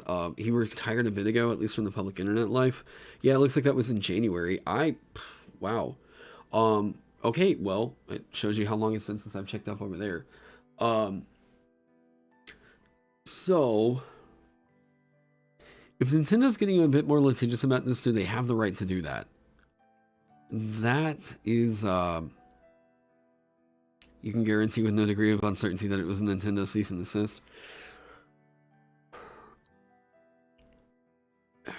As far as I'm aware, like, okay, if I'm doing a cover of a piece of music, if I covered a piece of music that Nintendo had, like, let's say commissioned or done whatever, are they technically within their right to be able to copyright strike it or whatever? I guess, yeah. Does that mean that it's like ethically? Yeah, moral right? Yeah, right. I think that like, as a musician, look, make the bard some justice. And yes, it has been a motivator, I promise you. Okay, right, morally should they? If a creator is coming along and they do a cover of your music, what is that doing to your music? If you own the original right, it's drawing more attention to it. That is work that you did not have to do. That is bringing basically free viewership, more ears in on your, you know, more ears in on work. That it's a different interpretation. It is transformative. Especially what someone like In the Rain does, like Insane in the Rain does, yeah, or like Jules, like is it Family Jules? I can't remember his last name. Is it? So Jules did, or here's a great example right here, Smooth McGroove. Okay, Smooth McGroove does nothing but a cappella covers of video game music. Okay, that. Smooth McGroove doing, like, let's say, you know, the Chrono Trigger soundtrack, right? Would Square Enix be in the right to go after Jules Conroy? I thought that might have been right. Smooth McGroove could put out a video where he's doing an a cappella cover of a certain song, whatever. Now, here's the thing. He technically did not compose that one, alright? Anytime that you are like, all composers are writing fan fiction, yeah. I deal with it constantly where like, I get a certain type of like a content claim going on where like there are all kinds of people who will just content claim some of my live streams because a fraction of a song was playing that maybe could be interpreted as having come from another song, right? He does own the rights to the performance, but not specifically the license to the music. Now, that's not to say that I agree with Nintendo's decision on this at all. I'm just saying that, like, if they wanted to do this, technically they could.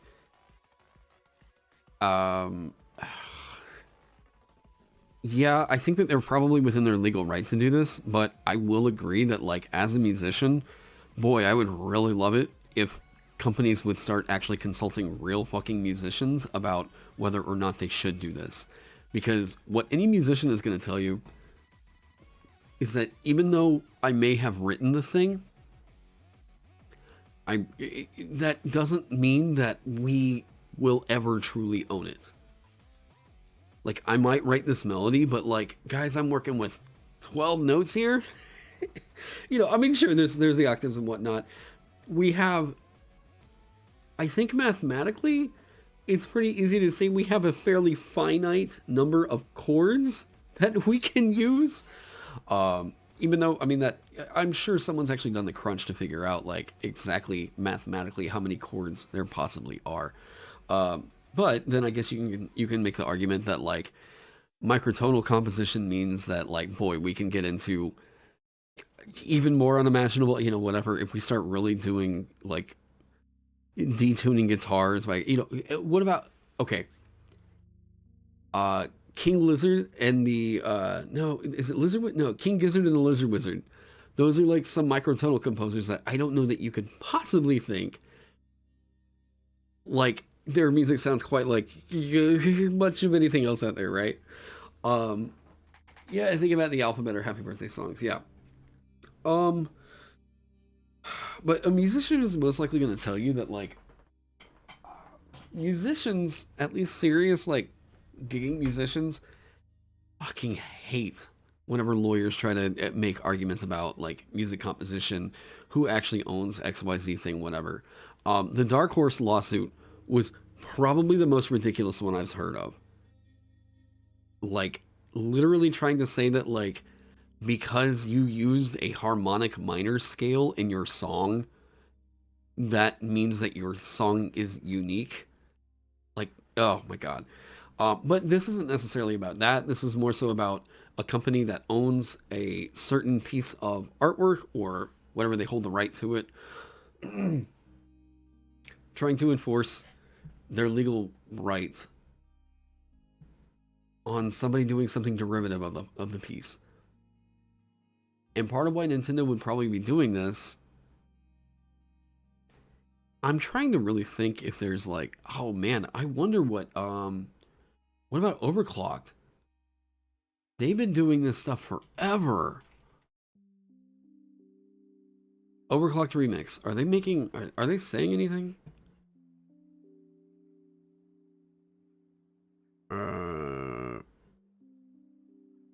I wonder how much of the Overclocked Remix catalog is going to get hit by this.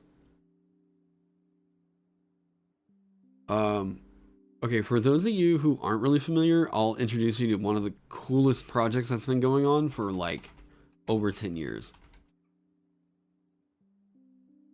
Okay. This is... oh, come on. Overclocked Remix.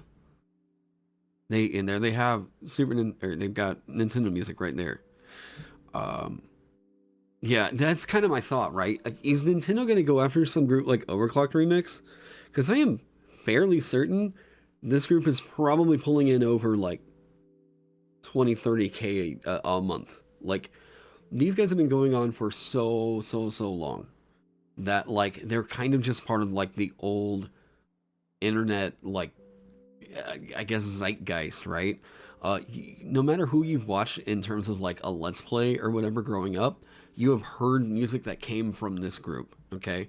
Overclocked Remix is, like, a huge collaboration between multiple different remixers, like, musicians, whatever, to just do covers of video game and I think anime music too. And, like, boy, it's because of these guys we have stuff like the chiptune scene really got to develop, right? Like, so I wonder if I really wonder if Nintendo would go after Overclocked Remix. Overclocked Remix is video game music from the old internet. Yeah. They're not Nintendo level. The only thing keeping them safe, in my opinion, would be the bad optics to kill them. People would actually notice. Yeah. Yeah, I think that you would actually get guys like, I mean, you wind up hurting this project right here. You would wind up hurting guys like, well, okay, you hurt Overclocked Remix, you're gonna wind up pissing off guys like Markiplier, I mean, Jacksepticeye, PewDiePie, all the huge YouTubers. That it's because of this group, they had such like, interesting transit video game relatable music at the end of their like videos that felt like it gave their channels a character, right? Oh yeah, that was the Song of Storms dubstep remixes by Amixia, the one that I think if you're talking about the same one. If how oh my god, how did I remember that? Yeah, Asphyxia. Yeah, this is the really really famous one. This is a killer dubstep remix of Song of Storms. Yeah, I won't play it here because apparently Nintendo will try to come and cut off my toes or something. But yeah, go check that out. Wow. So what I will recommend is that like just my opinion as a musician here. No, I don't think that Nintendo's like morally in the right here. I do think that like it would be really really hard to fight it in court. It might be one of those things that like it would come down to who can spend more money on lawyers.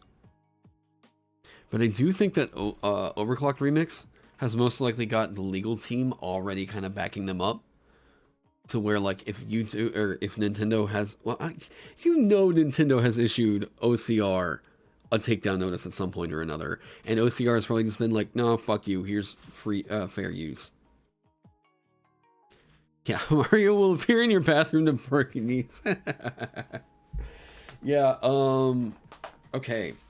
Well, here we go. Okay, so as a musician, look, like copyright, the more that the legal world tries to mix itself up into the music world, the more and more it hurts the potential for future music to be made. All right. I don't even think that it's fair to say that you can copyright a melody. That's going to lead us down to a whole. Okay, number one, you cannot copyright chords. You can't copyright chords. Like yeah, yeah. So trying to copyright actual like harmonic movement is not a thing that's ever going to hold up in court. Okay, significant like significant melodic like. If we're talking about literally a one for one where you just took a song that you do not have the rights to and uploaded it to your channel, I would say that that's one thing that Nintendo could probably say, hey, no. If it's like appearing as a part of a Let's Play or whatever, sure. But I mean, Nintendo's even tried to copyright take that stuff down before, right? But if you're going so far as to like do a rearrangement, like especially like extreme jazz reharmonization, like, I thought for sure that my Doom video, my BFG Division video, was absolutely going to get copyright claimed. Never did. Never did.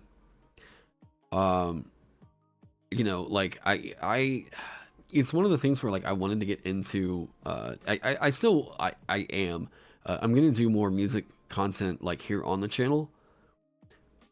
But like, man, I was for sure that like just doing anything video game related was just begging to get DMCA'd. Nintendo actually going through to try and claim that like, yeah, if you do anything that's derivative of our work and you do a cover / remix, if you're just doing if you're just doing a reorchestration where it's just literally like we took the MIDI file and then changed around the virtual instruments. Yeah, okay. I can see Nintendo being like, you're just all you're doing is taking the raw MIDI data and trying to do something different with it, and not really what I would consider to be a creative work at that point.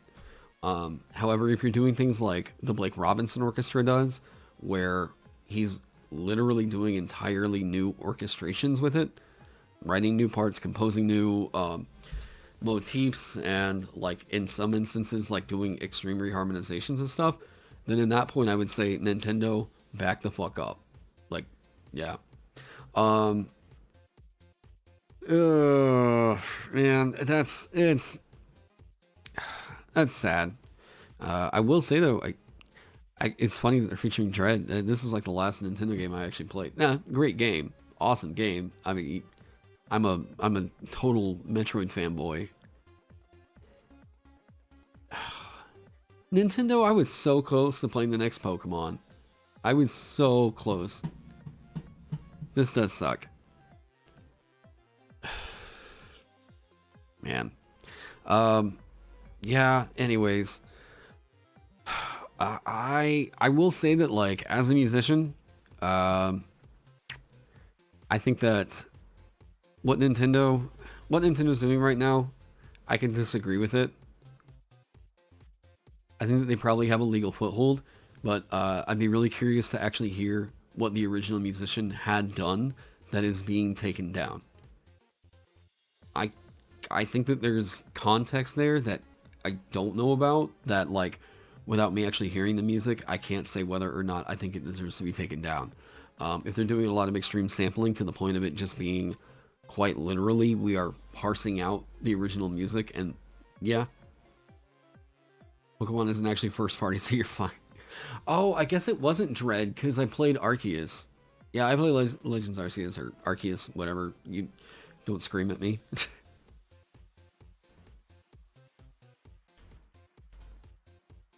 God, that's one I wish that we had streamed. Oh my god. Amanda has not really gotten into a Pokemon game, and I was like, you gotta watch Legends Arceus. This feels like it's kind of the Pokemon game that I've been wanting since I was a kid. And we had just her and I sitting there playing it on the couch. Jesus Christ, we were just cracking each other up. I really wish we had recorded that, because god damn, it was so funny.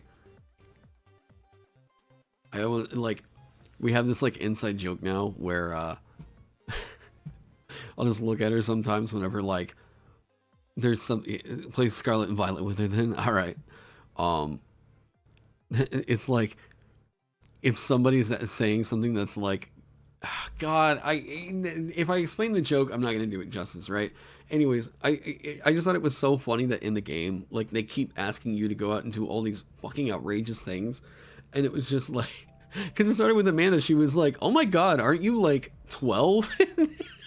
And I was like, yeah. So every time someone was asking something that was like extremely dangerous or just whatever, we just keep looking at each other and we're like, I am like 12. Oh wait, are they co-op? Oh, that could be sick. Oh yeah, that could be fun. Oh man. Anyways, all right. So, I could say that that's shitty on Nintendo's part, but I think they're probably legally within their right. But without hearing the context of what that music sounds like, I cannot make an ultimate decision on that. But yes, if somebody was just re-uploading my content, which I have experienced in the past, I would probably also be on the side of, yeah, let's get this down. But if someone's doing something interesting, like a remix or something, then I'm most likely going to keep encouraging that artwork, because, yeah, what they're doing is building onto the piece, bringing more attention to it. I love it. Hey, Dragon King, how's it going? Just dropping in to say hi. Hey, well, glad to have you. Thanks for showing some support. We can't do anything about it because it's legal for them to do it. It would be interesting to see who, if somebody comes up and tries to ever do a claim in court, like it tries to actually fight it, right? Yeah, go fight back now. I'm 12. Oh man. Well, it's fine, because if you watch the if you see the Wizards of the Coast Vecna stat block, 12-year-old might be able to take that out. Okay. So, love the additional spontaneous combustion. Oh, good.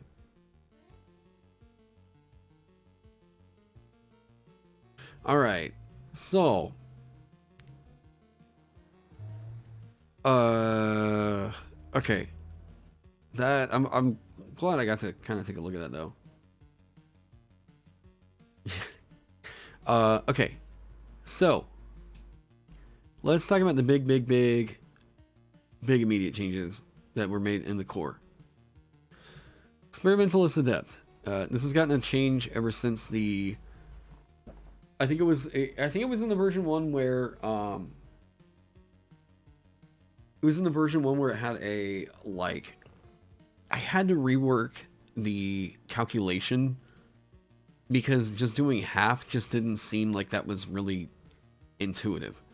Now it's a simple overrider where if you look at the second paragraph, you only need to provide 5 gold pieces worth of raw materials to craft any alchemical item you know the formula for, worth 50 gold pieces or less, and whenever you craft alchemical items during a long rest, the maximum number of items you can create is equal to your alchemist level plus your intelligence modifier, minimum of 1.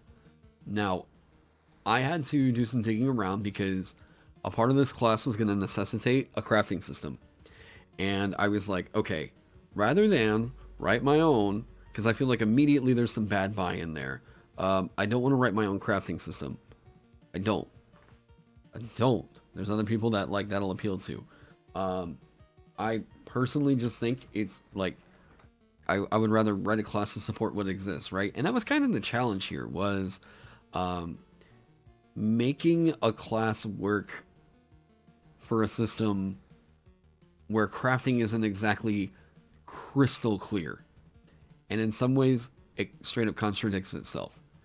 The cool part about that, actually, in Darius, is that Heavy has seen the class and told me that what he has seen in here seems to be compatible with his system. So if you've got this, that's why I recommend at the very end, hey, you can go check out Heavy's, yeah. Please change the first paragraph so that it clearly states that you get expertise in both a chosen proficiency and in alchemist tools. It's worded the same way that it's worded in the, like, rogue?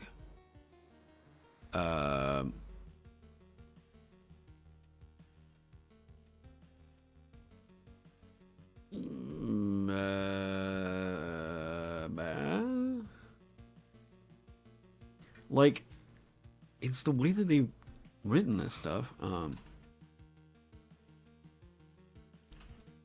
I know that there was a suggestion. Okay, Spluff said, choose one of your skill proficiencies. Your proficiency bonus is double for any ability checks you make that uses the chosen proficiency, in addition to any checks made using alchemist supplies.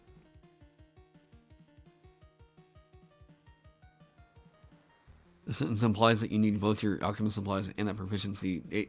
It doesn't imply that. They're both separate ability checks. That's like saying that your proficiency bonus is doubled for any ability check you make that uses perception and intelligence. Or perception and stealth. These are both completely separate checks. Can't go down a rabbit. Wait. You believe there was a sage advice that had stated that there is a difference between twice prof and expertise? What?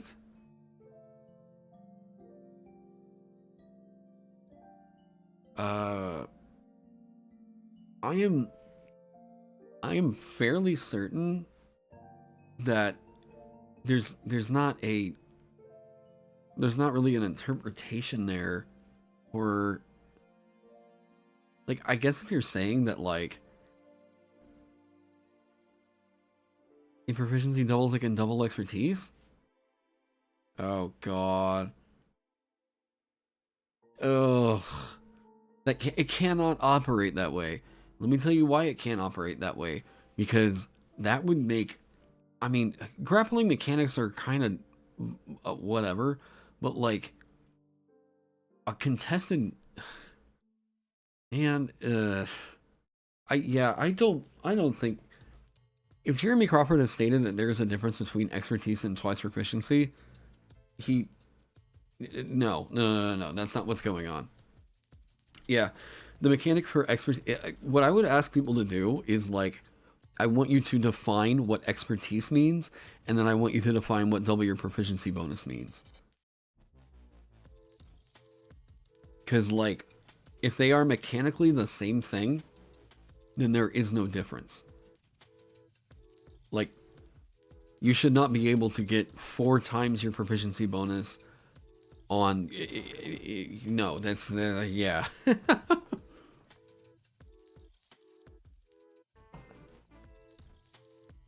It's part of the reason why I think College of Eloquence is just absolutely insane. The skill floor on that is just ridiculous. Okay. So, let me move on from there. And by the way, if you have a question about something I am going through in here, please let me know. Please, please, please. Please, let me know. Double equals double total prof. Expertise means add prof twice.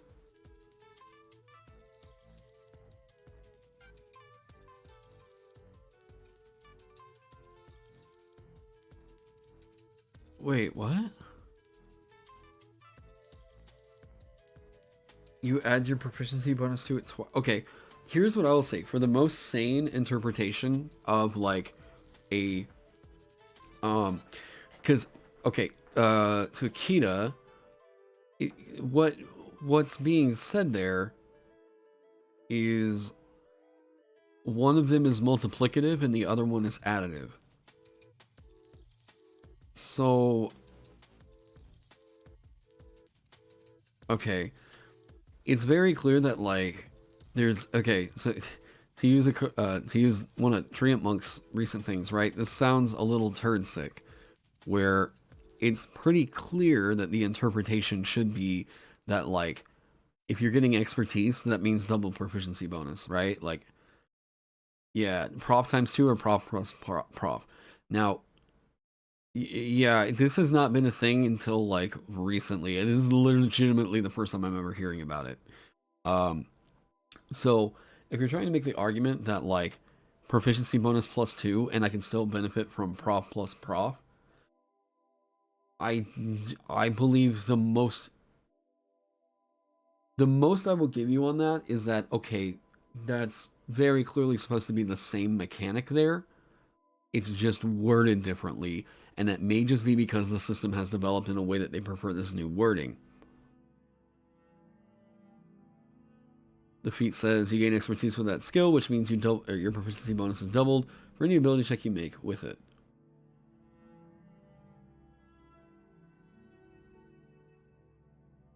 You were gone for work stuff for the last 30 minutes. What I miss? I went over Nintendo recently, taking down some stuff. Don't worry about it.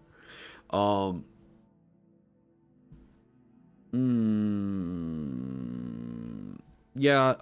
So here's what I would say. If somebody believes that, okay, anybody that believes that that's the way that that's intended to function is clearly just trying to say that to exploit some kind of interaction there. It's clearly not intended to do that. Because either you've got this, okay, and you got to tell me what you think sounds more reasonable. All right, let's say this. No. It's only gonna be. This is gonna be done here in just a minute, and I'm gonna put this to bed. All right. So either you're saying that it's this, or it's this. Now, it is not sane for play to say that it's this. That's completely unreasonable. Or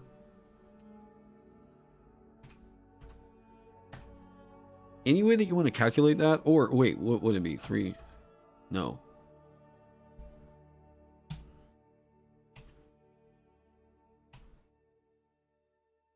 Oh, no, wait. 3 times 3 plus 9. Yeah. Either way, this is not a sane way to interpret the way that that's intended to function. You should only ever be able to double your proficiency bonus or add your proficiency bonus on top of itself once in either situation. Either you do this or you do this, not both. Intention and rulings are contradictory in D&D.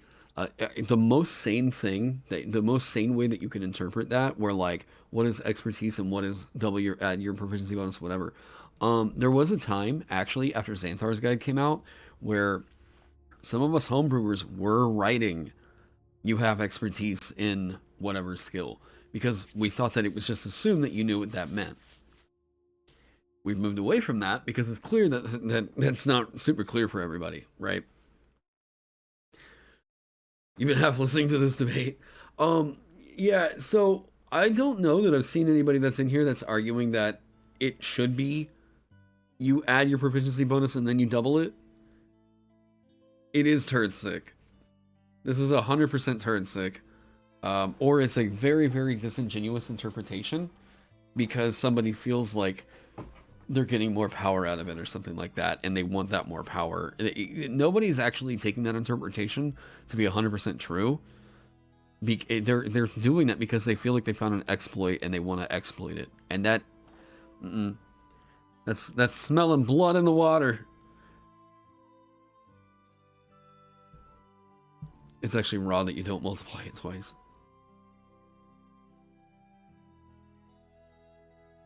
Features no. It's clear. It's so clear. If there's a rule later on that like this is people that are arguing.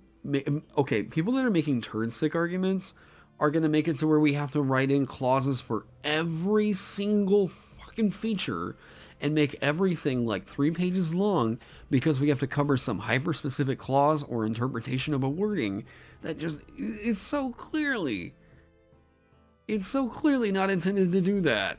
Like there's rules as like there are definitely rules as rules as intended, and like we have to understand that comes in for same play.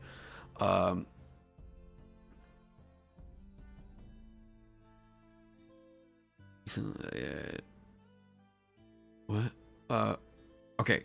Anyways, I didn't see anybody actually making an argument in favor of that. It just sounded like people were actually like trying to explain the logic on it. Yeah, this is the future that rules lawyers want. Yeah. It's in the PHP. You don't add multiple. You don't add multiple to PV more than once. Wait, where's that at? Because I've never had to look up this.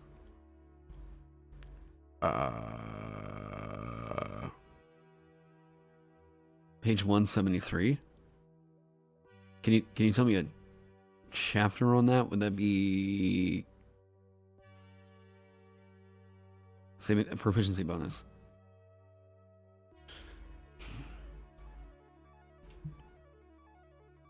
Oh.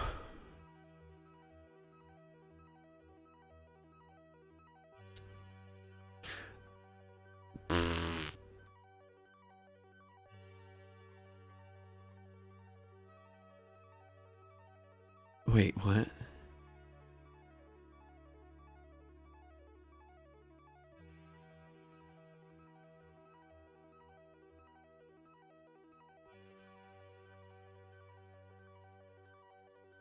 Okay.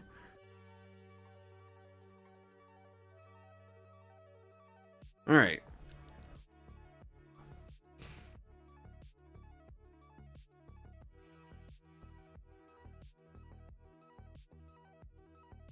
The Book of Wild Darkness needs work. Okay.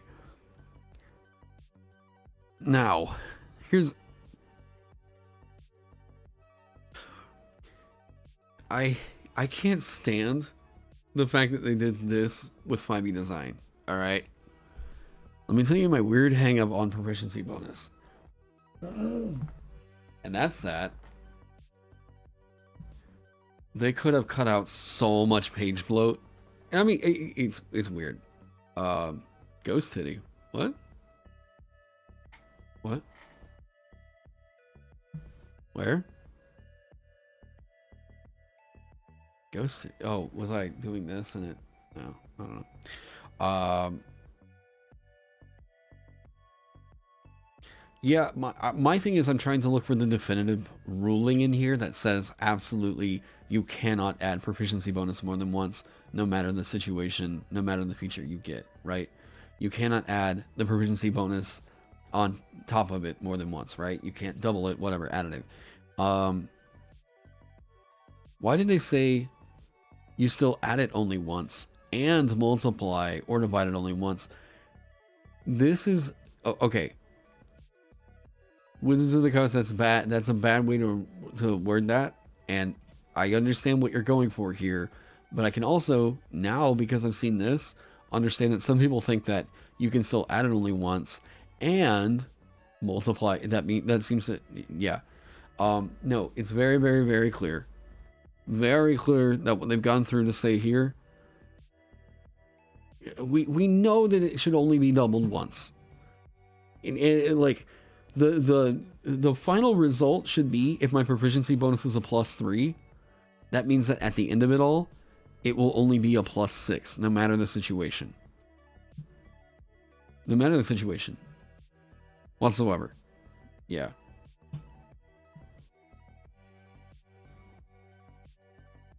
Or, yeah, it's something like that, right? Should have just been twice / double is expertise and that's done. Yeah, yep.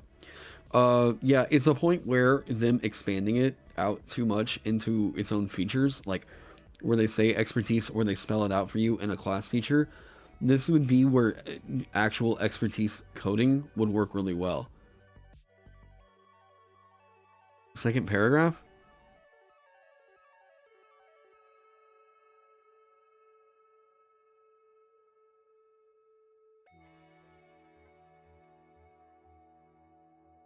Saving throw only once when you make the save. Oh yeah, no, here's the thing. Everybody in here seems to agree.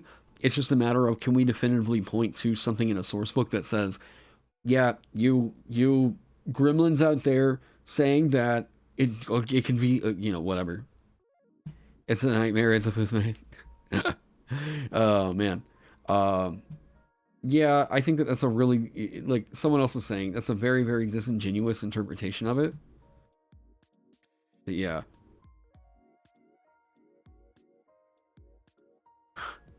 Okay. So, let's get back on my thing. All right. So, alchemy. This is all functioning the same as the last time that we talked, right? So, the core gameplay loop that you're going to get into as an alchemist is going to be, we know that as a character you have an action, a bonus action, your movement, and then a potential reaction that you get on your turn, right? So, first off, their bonus action is for this thing called Catalyze here. Catalyze is going to be what I call a setup bonus action. Bonus actions in D&D are falling, depending on where they are in your turn, are either going to be setup or follow-up. So, setup means that it's going to come before your action. Follow-up means it's going to come after your action. Clear? Crystal? Cool. Now, oh no, this is actually another piece by Maxwell. Yeah, Maxwell did that for the Mimic. I was like, I love so much of what he did on some of the Mimic concepts that I was like, dude, I just want you to flesh that out. Like, please. So, yeah. So, you either have a setup bonus action or a follow-up bonus action. Either way, that's dictating where your action is going to lie, right? So, the Alchemist has a setup bonus action. That setup bonus action is going to be that you're going to catalyze, make something that you're going to use with your, say it with me now, action, right? I haven't yet. I haven't watched the first original, no, not yet. I also intend on reading Berserk. I have had a few people recommend it. I know I would love it. I just haven't, yeah. Catalyze. You know what you can do? If you want me to read Berserk, donate, all right? Help me get the books. Anyways, so, Catalyze. This is going to be the bonus action to make an alchemical item that you know the formula for. How do I know what formula I know, right?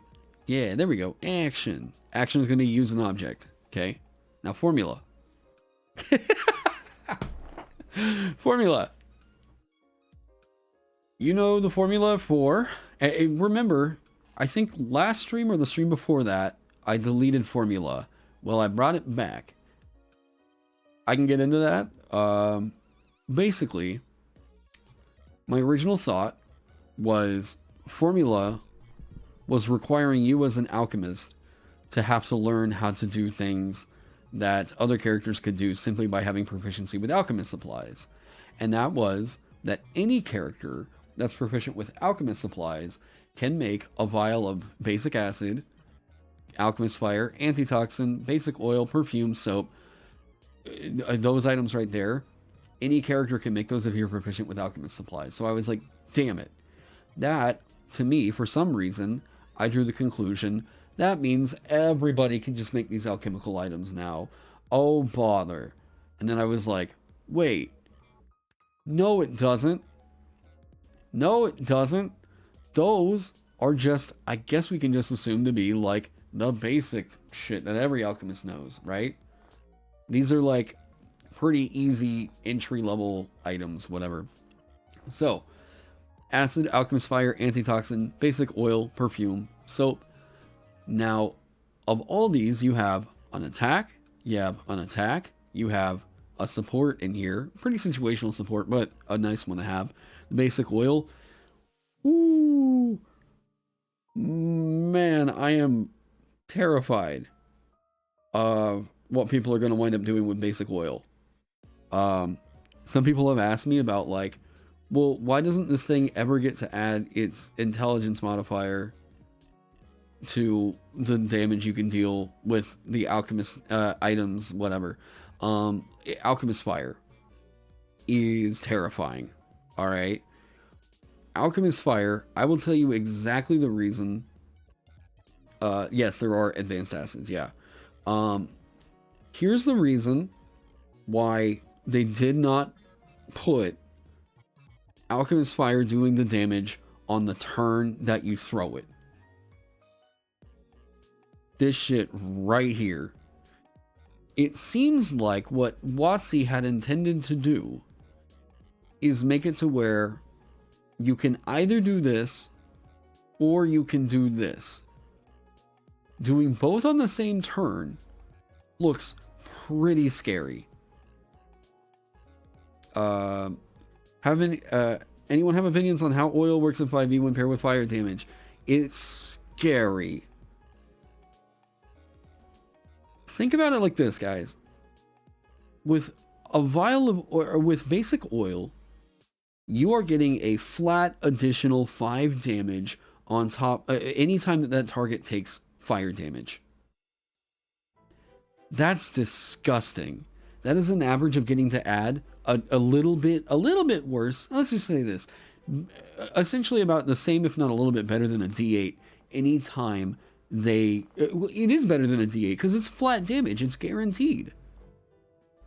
So anytime that somebody takes fire damage while they're covered in oil, they're taking essentially another D8 in damage. They're taking 5 damage every turn. Now, that is better than allowing you to add in your intelligence modifier to the damage you deal here with one of these. Because on average, we can predict you're going to add maybe a 4. We're going to estimate a 3. This and this are scary. Oh my god. Like, this, what this means is either, okay, Alchemist Fire with basic oil means that what you have to do as a DM is if this happens and, no. If this happens, you must spend the enemy's turn putting the goddamn fire out, or else that thing is dead. It viscerally tier of play. Boy, basic oil is way scarier. I don't know why so many people have ignored this. Like, I have been designing for this game for a while now. Even this even kind of caught me off guard whenever I was like, boy, how many... Oil's description doesn't say how long oil is on a person to add the fire damage, so it's poor wording. You've heard many opinions on it. I just kind of assume that once you use the action, you hit it, it's covered, right? Arcan's fire is buffed to minions. They can put out the fire for you. Yeah, yeah. Any plan to help the Alchemist versus enemies with fire resistance? If you go full Menair, yes. There are other ways, but like, I also just wrote more alchemical items. I wrote a lot more alchemical items that you can just use that are different, yeah. And then you get 2 other alchemical items, yada yada yada. I also give you wording in here for how you can learn other alchemical items, the formula for them, etc, etc. Now, someone did just ask, can I explain the first Q&A? I may not have finished it. Page 27.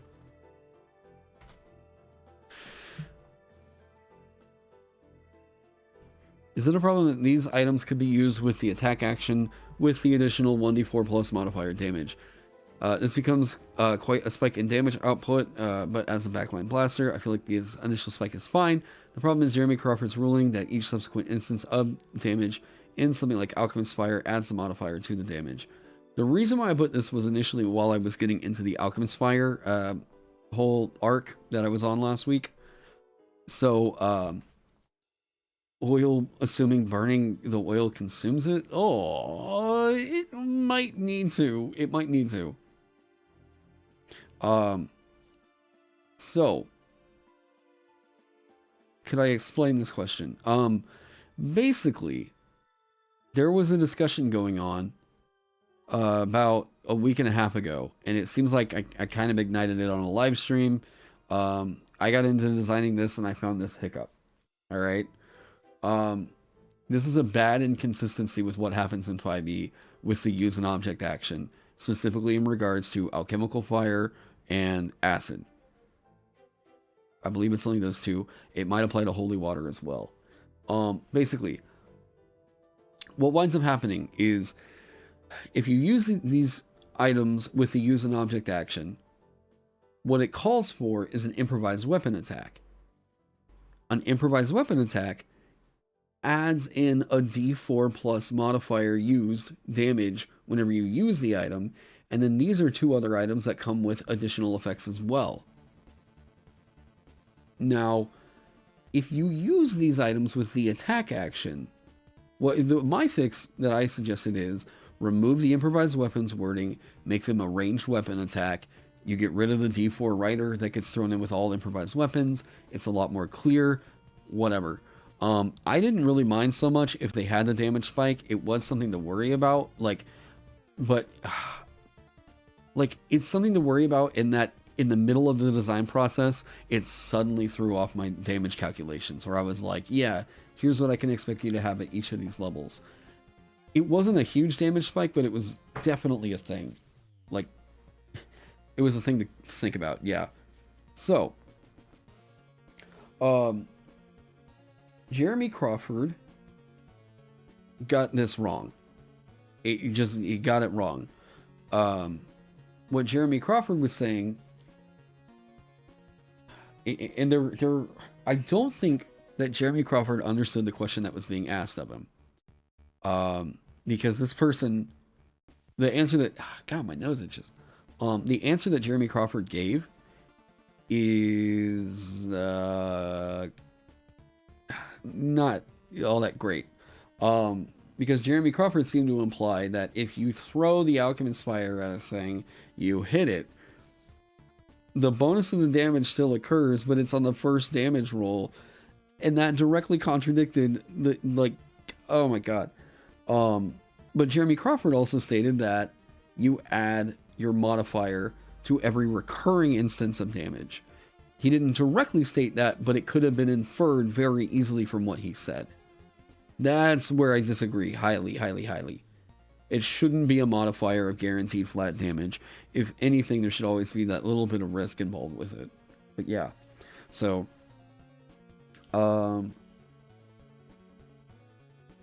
the alchemist can still use them as improvised weapons or not. You know, the wording is changed. Yeah, if you use it as, if you're using the item as an improvised weapon and you throw it,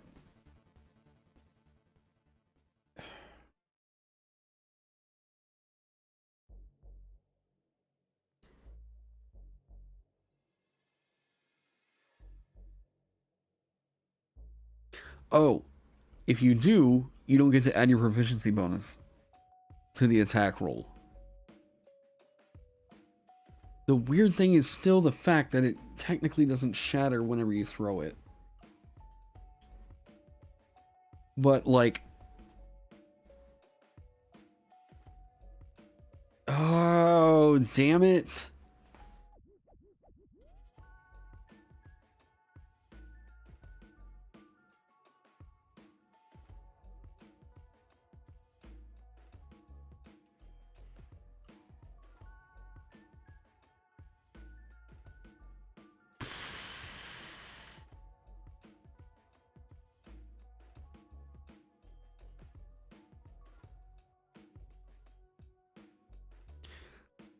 It is not supposed to,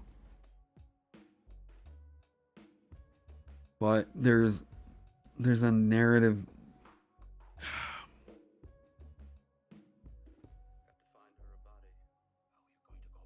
Because, like, what happens if you throw the bottle now as an improvised weapon attack?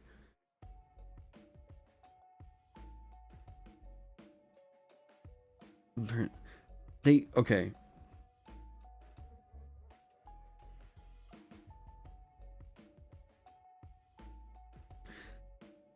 There needs to be a wording discovered that whenever the vial is thrown, like, and this is just going to be future reference here because I've already made it so far into this one.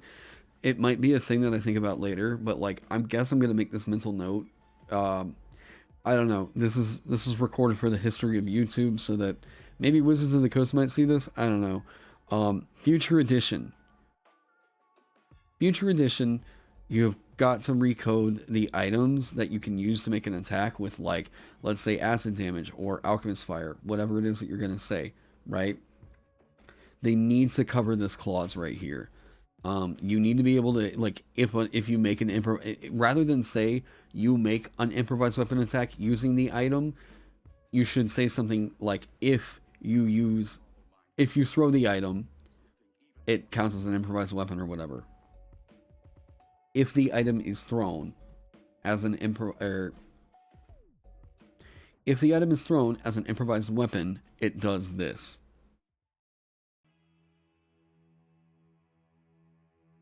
Deal its intended damage. So what I will say here, let me tell you something. Yeah. Okay.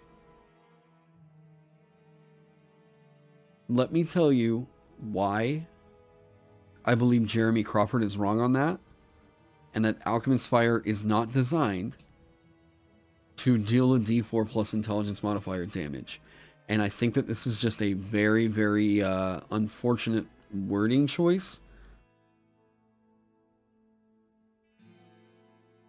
This is just like the most recent one I know. Yeah. That's here. Mordenkainen's. Alright, so the reason being, every other instance outside of the player's handbook that Alchemist Fire is referred to, it's always made as a ranged weapon attack. Every time. +4 to hit, that means that the kobold is throwing it with dexterity. I know that some people are saying that, like, well, I should use strength because it's no. It's dexterity. And if you look, it does not add the D4 of damage initially. It doesn't add the D4 damage. So the wording that states hit, what it would say if that was intended, it would say hit 1d4 plus 2, whatever, bludgeoning or piercing, whatever you wanted to say, plus at the start of each of the target's turns, it takes an addition, whatever, right? It is an inconsistency. So what I will say is, like, WotC, the thing that needs to be factored in is that alchemical items like Alchemist Fire need to be written in a way to where they are accounting for being thrown as an improvised weapon attack, not you make an attack as a part of the use an object action. Then, oh my god. The problem is that they clung on a new part of the act, or they clung an action into the item itself that did not need to be there. They need to code alchemical items as weapons. Yeah. So it's not exactly super clear. Is it going to do anything that's super game breaking? Probably not. But Jesus Christ, is it ever easier to yeah. So, oh man, the writer that happens on, like, what improvised weapon should probably say is, like, if the item does not have a damage associated with it in its description, it deals 1d4 whatever, right? How much you want to bet they forgot the improvised rules? Oh, I mean, I don't know. Okay, so using alchemical items, and then this should, oh, that's right, because no, I can get rid of that. They're all simple weapon. Yep.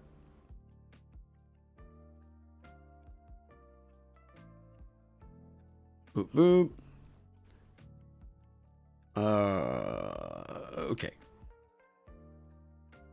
So, moving on from there, you get your alchemical method at 2nd level.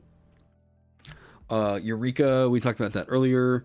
Methodical efficiency has been moved to 3rd.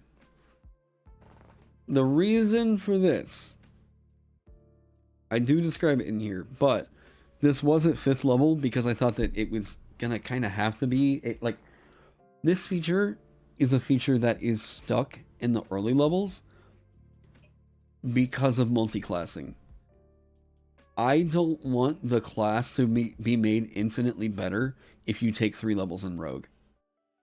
I want, if you are going to be like the Alchemist, if you need to be like the best of the Alchemist, you need to be incentivized to keep taking levels in this class.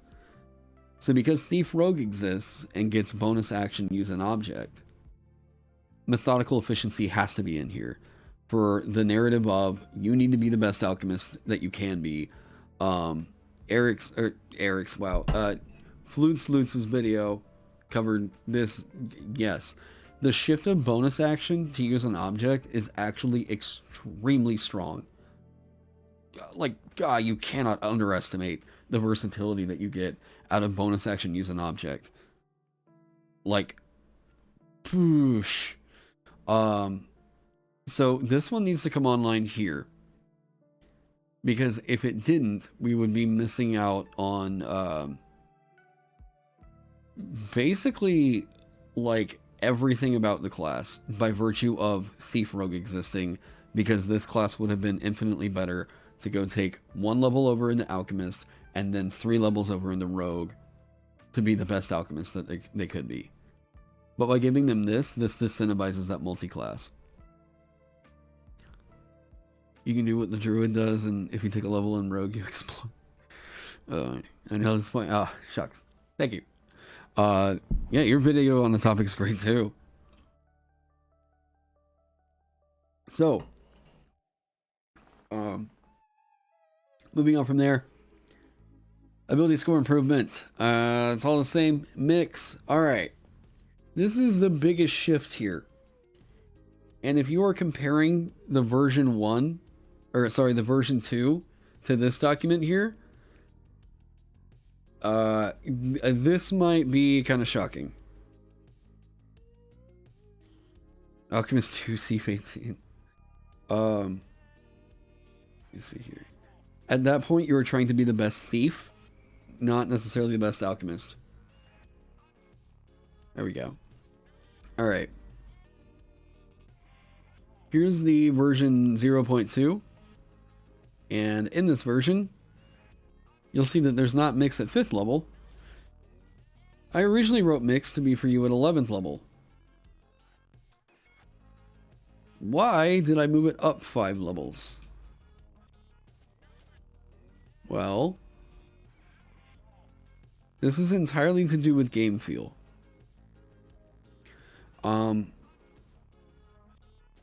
We are expected at certain levels to give you power spikes. Mix is strong enough to be this class's extra attack equivalent. While you have 2 alchemical items or potions in hand and neither is the same item, you can use the bonus action granted by Catalyze to swiftly and safely combine them. When the new combined item is used, both effects occur simultaneously. Attempting to use this feature with a previously combined item results in the items losing their potency. So, acid plus sneak attack. Oh god, I just realized I've been sitting for way too long. What you can do with this now is you can combine acid and alchemist fire and just make some real fucking nutso, like, it does 2d6 on a hit and then they keep burning. Like, what the fuck? This is the power spike level right here. Like, there is quite a bit. Hang on, let me see here. Let's do a little bit of comparison, okay? Now, Warlock with Acq Blast. Okay. Plus, let's say, they're at 4th level. Okay, well, alright, 9.5, right? Times 2. Okay, so a Warlock rolling up, doing Acq Blast, is most likely throwing out about 19 damage if they're making the hits, right? Now, this Alchemist right here, 3.5, that is the average roll for a D6. That is the average roll for acid damage at this point right here. Now, they're going to take the 7 up front, and then at the start of their turn, we combine the Alchemist Fire with it as well, 2.5. Boom, 9.5. So, the the D4 is going to be constantly recurring. Oh god. Oh. Jeez. Sorry, my chair and my back. All right. The D4 is going to be constantly recurring, and there are other kickers that are involved with the stuff that they're doing. This 9.5 on a turn, I'm comparing that. Let's do this. 4.5. 9. This is if you don't take Agonizing Blast. Is the stream okay? Rip stream. Oh shit, what happened? Uh-oh.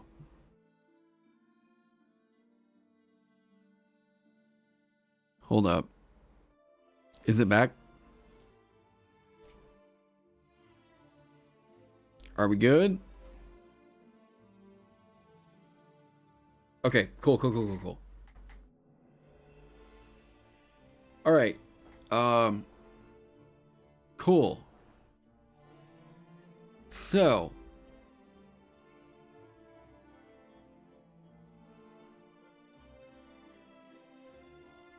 all right. Now the Warlock taking Acq Blast is actually going to, I mean, Acq Blast is just that fucking strong. 4.5, or wait, sorry.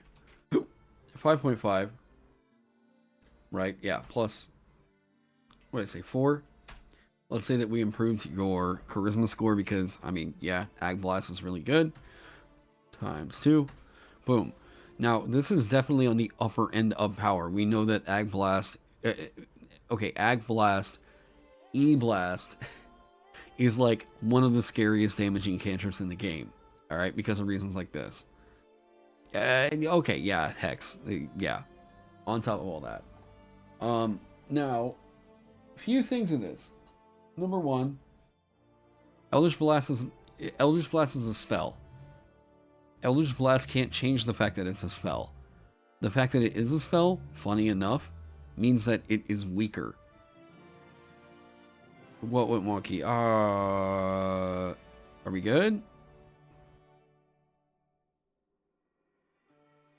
Are we good?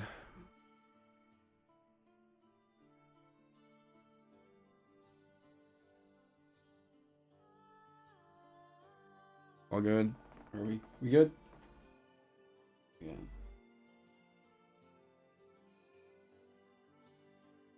Yep, there we go. Alright, cool. Now, Agonizing Blast can also... Eldritch Blast, Jesus Christ. Eldritch Blast is a striking cantrip, alright? It's an AoE cantrip disguised as a striking cantrip. I guess you can say that, sure. There's a lot of flexibility that you get out of Eldritch Blast, alright? Is what clears a magnificent beard. Now let's compare this to a different cantrip around this point, right? Let's just say Firebolt. So Firebolt on average is doing 11 damage, but it does the damage and then it's done. However, if you're doing something like Mix, and you're doing, let's just say, the 2 vials of acid, right? 3.5 times 2 plus 2.5 is the average die for a D4. So 9.5. And that 2.5 keeps going on every turn. Sacred Flame. Isn't Sacred Flame a D8? So 4.5. So 9. Yeah.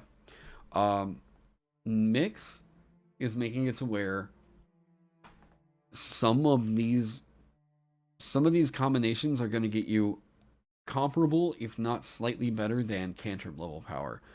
The other part of this that's actually scary good is, and I think I was saying this whenever stream was cutting out, Toll the Dead. Probably not. I mean, Toll the Dead is so freaking strong. Okay, that's where I was going with this. Okay. Part of the reason why this is actually a little bit better than getting this as a cantrip, and part of the hidden strength here. Wait, there we go. Alright, so part of the hidden strength in this one is actually the fact that this is not a spell.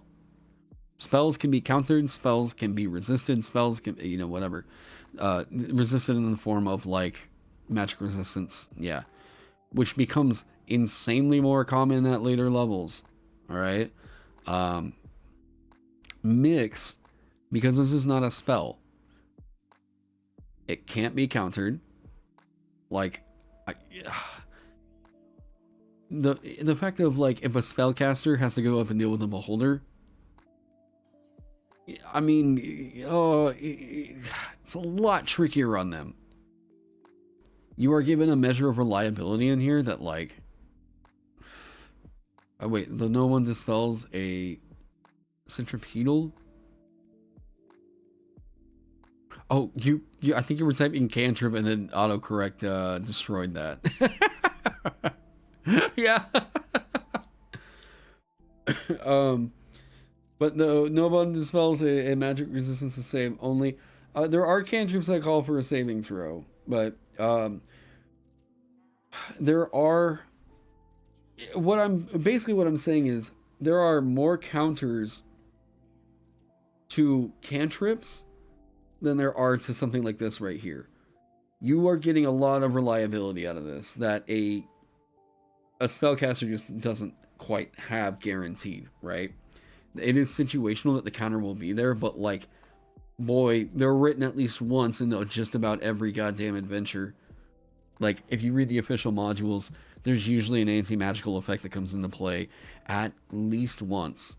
At least. If you don't have some BBEG that has counterspell ready to go. I mean, hell, that Vecna stat block,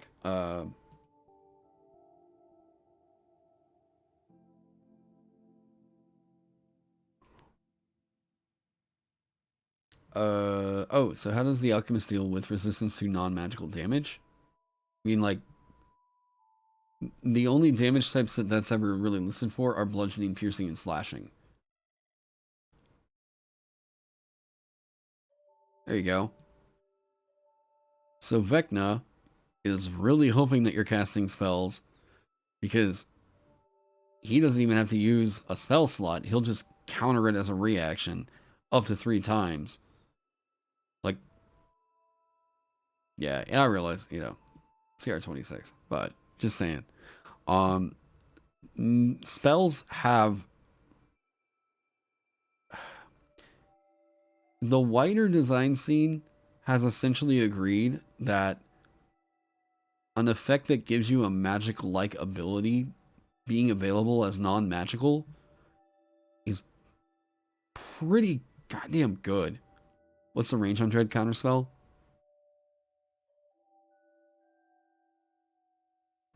He can see that it's casting a spell. Wait, does he have scrying?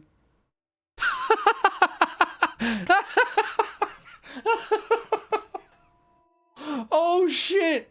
Is that why he's good? Is that what made him actually decent? Wait. He can counter. No, he doesn't even need. Wait, no, he doesn't even need to see. Like, you don't even need to see Vecna. Like, you don't. He doesn't. It's not a range. If he's on the same plane as you, he can kill you by countering you anytime you're trying to cast a spell. Wait. Has anybody seen this interaction before? Am I just like not, is it just the first time for me seeing this, or like, is this not a thing that people know about?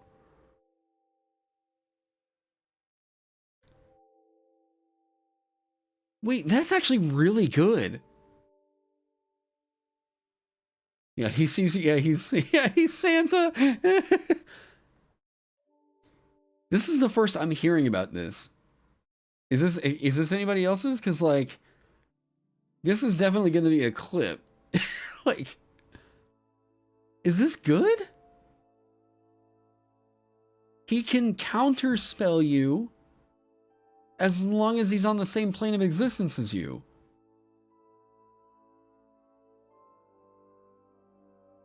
He's like a mod that went crazy with power. Oh, fuck yeah, this is a reason to cast non-detection.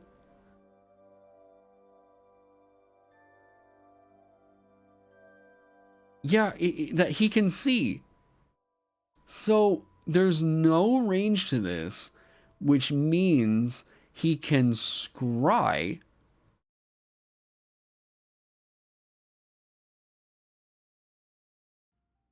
Oh my god, wait, this is really good. I am 100% clipping this. Are you kidding me? Wait, I have not heard anybody talk about this this interaction right here.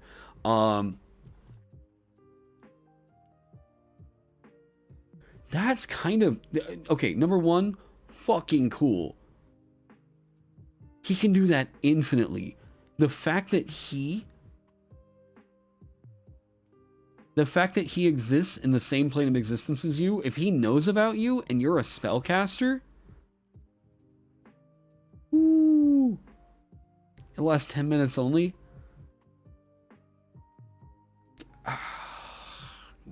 Yeah, but glow of invulnerability.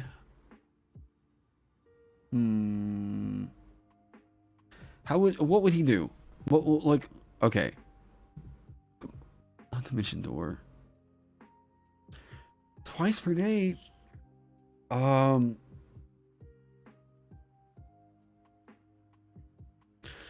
Boy.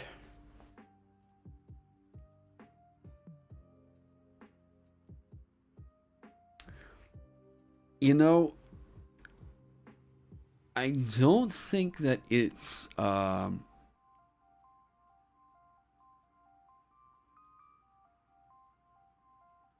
don't think that there's a problem with the interaction. I think that this is scary.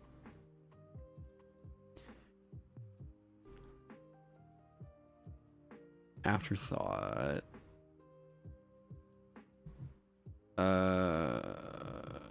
I'm just trying to see, did they give it, man,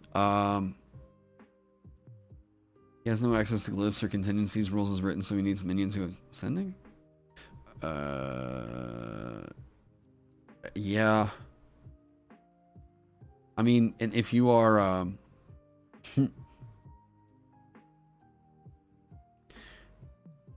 you know, oh no, legend, man,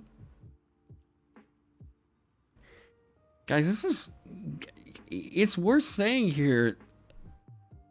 That's kind of scary. I don't know that reliably as a DM that.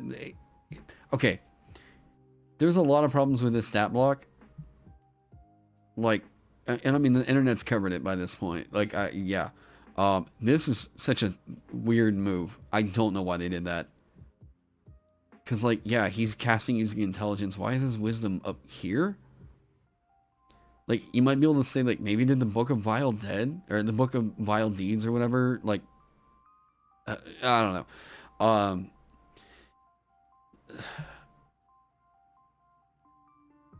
Looks like he has 2 of 2 hit points. What? Uh-oh, are we clipping out?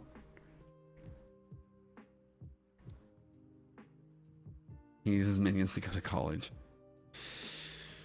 The Book of Vile Dankness, yeah.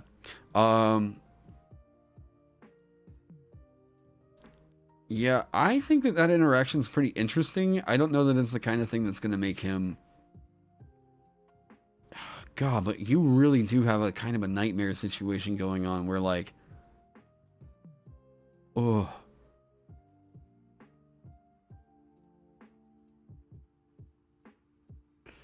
I'm just trying to think of any other combo in here.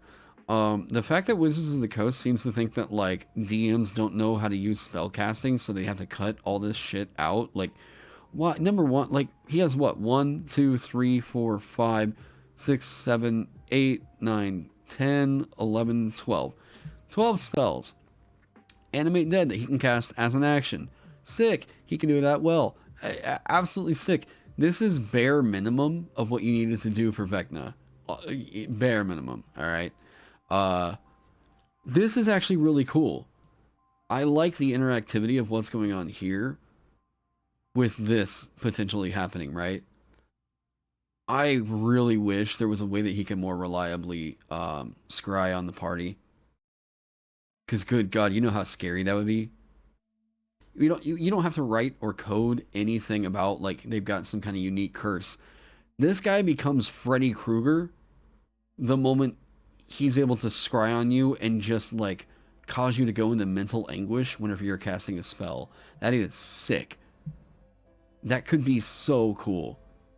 Oh, man. And what a unique kind of mechanic that would be. It would be really making you think about using divination spells. Oh, my God.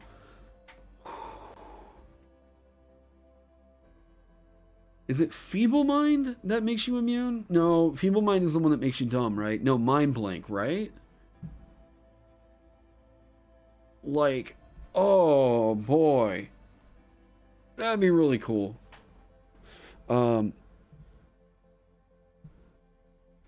Keep the power level out of the spellcasting block, so theoretically this ability to scry counter isn't a big deal, and you agree.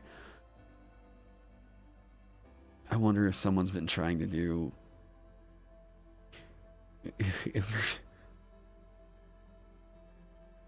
Oh man, that is pretty sick. Okay, so there was quite a bit of work that got done on the Alchemist. I don't know. Do you guys got any questions? Because I think I am probably going to be wrapping some stuff up right now. It's been a 3-hour stream, and I need... Yeah, 143. I need to kind of spend some time on some other stuff today, but if you got a question about the Alchemist, kind of what's going on, or if you... I don't know. What's up? Murray Warlord, hey, thanks so much for the follow over on Twitch. Can an alchemist make water into wine?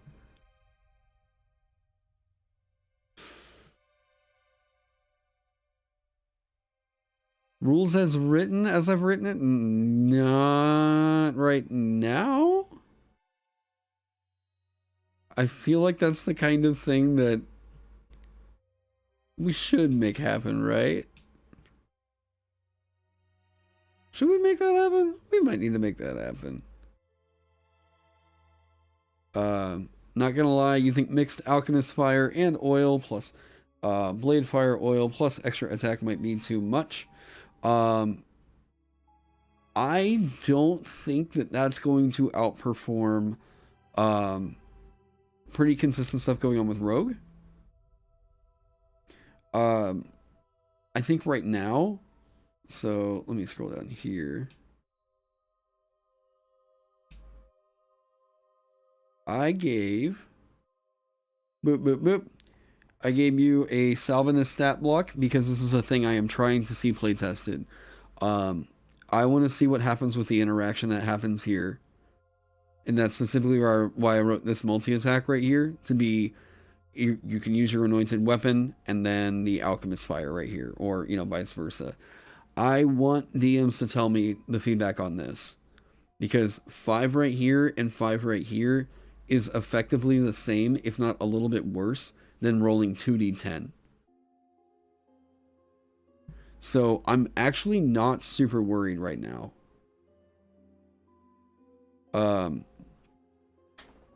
Yeah. And remember, this one is intended to be a blaster. I mean, I'm talking martial blaster. So we're trying to. I will get. I know I've got 4 people right now playing the Alchemist. So I'm going to hear back from them at some point during the weekend. And I mean, I've been really glad because people are, you know, telling me that they're taking pretty extensive notes on it. Need to sit down and go through the playtest material for this Alchemist? Yes, come over to my Discord, grab the playtest. Let me know what you think. Hell, if you want to make a video on it, there you go. Content right there. Boom. Promo.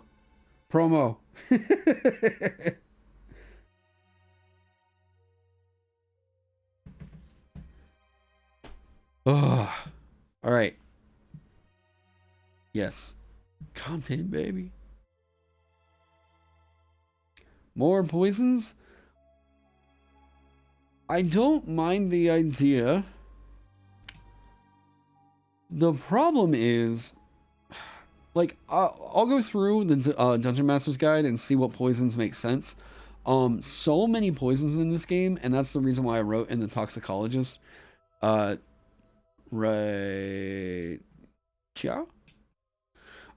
You have advantage on ability checks you make to handle, harvest, or identify poisons. This way, boom, right here, you can learn them. This right here, boom, you can get them a little bit easier. I'll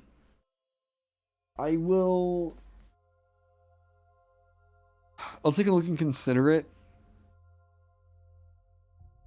It's a matter of, yes, it is.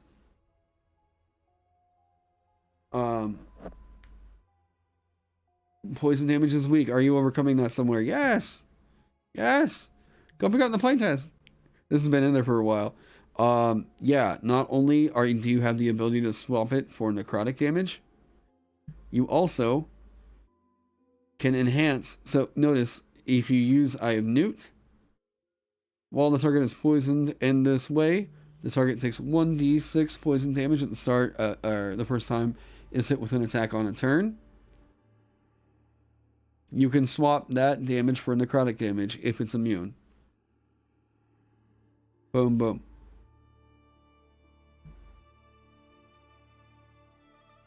Giant spider. Yeah, I know, like ooh. Doesn't frostbite poison actually do frost damage in Skyrim? I'm trying to remember. This is the one that I think is going to be cool to hear opinions on. Because I've heard people say that they really like this, but I hadn't really heard, like, specifically anything about this.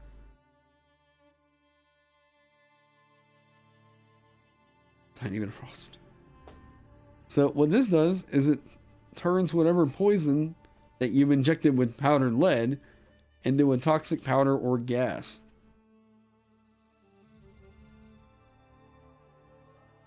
I think this is going to be sick. like, and then it's just immediately bam. Like, yeah.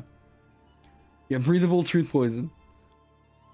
Purple warm poison doing an average of 42 damage. Yeah, that's another thing is you being able to craft something like purple worm poison. Number one, I mean, it's purple worm poison. You should have to harvest that, like, from a purple worm. Like, yeah.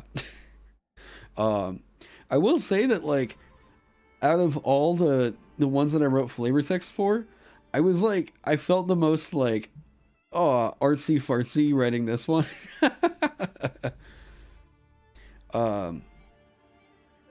Oh, you're talking about ones that you could craft that are more, okay. Yeah, I'll kick that around. See what I might be able to come up with. Mithridatism, it's one that if you played my merchant before, you've seen that. Except it's got this new kicker in here. So you could, over time, build it up to where you are immune to poison damage, while you also have resistance to acid damage, while you also have resistance to necrotic damage.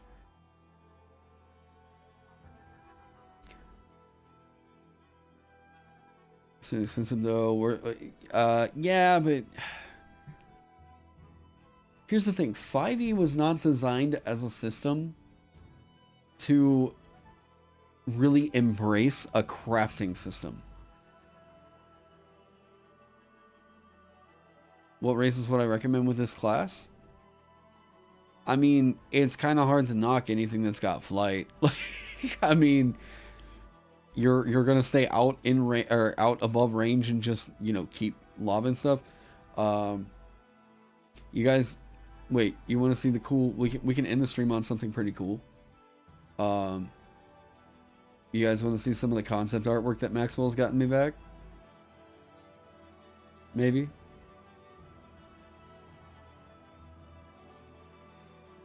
And then we'll wrap it up on this.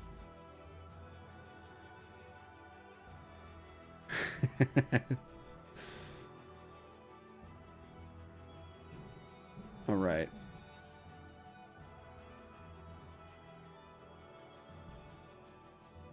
So, animator. This is, and remember, these are all preliminary sketches. These are just sketches. These are, none of these have been like approved quite yet. So I love his weird envision of what a homunculus is. He's pretty. You're planning to use full marine against your party. Oh, awesome! Oh my god, it is! It's a fucking imposter. That's so funny. Well, you think that face is great? Oh, I told him, I was like, yeah, I just kind of want like tired. Like I thought you're right, it is a fucking Among Us character. Oh man. Now he got me about 2 or 3 different sketches per subclass right now. Here's the other animator. I want to go in this direction. I think that's a great just pose for it right now. And this fucking potato, the goddamn potato face one is so funny. I love this just gross looking good. But I do think that, like, yeah, this thing is horrifying. I love it. This though, oh man, I think that this is going to be the winner right here. But I'm just like, at some point I'll be like, Maxwell, you just gotta draw the potato head one. Like, just please finish it for me. Looks like the egg apostle. Oh yeah. All of them, yes. Also, I guess I'll just use this as a moment to plug this over here. Hey, if you're some of my Patreon sponsors, Maxwell's art is featured in the exclusives every month now for moving forward. I'm glad to be able to get him on artwork over there. And any support that you're helping me out with Patreon, you're helping me to afford to make Maxwell's nightmares happen. So yes. There's got to be a berserk inspiration in here. Yeah. Now, let's go over. He's got more homunculi.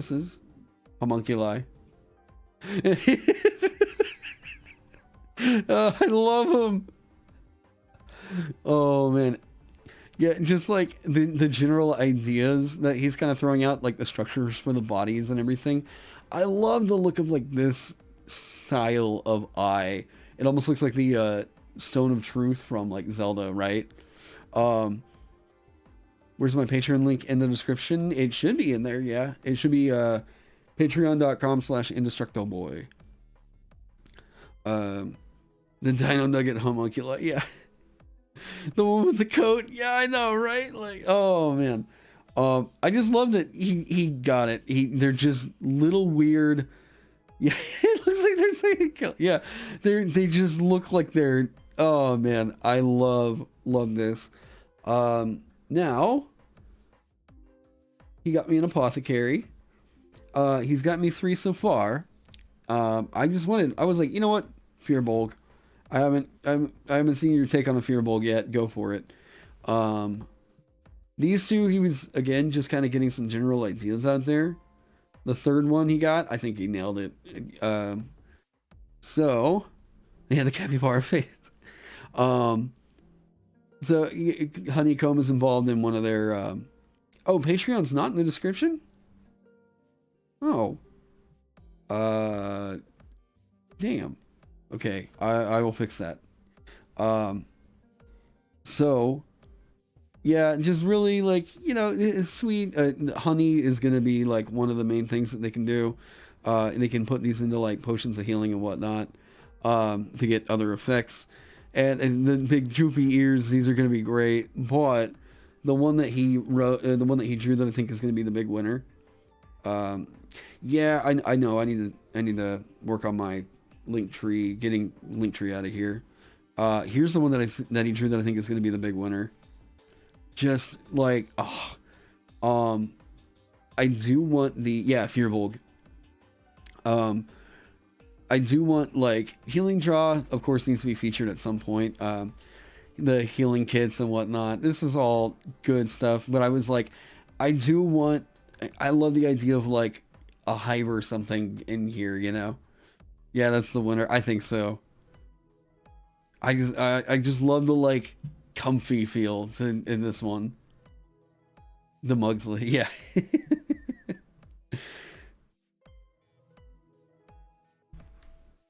You love the long rustic coats for the Alchemist. Oh yeah, like dipping it in or something like that. Yeah. So now.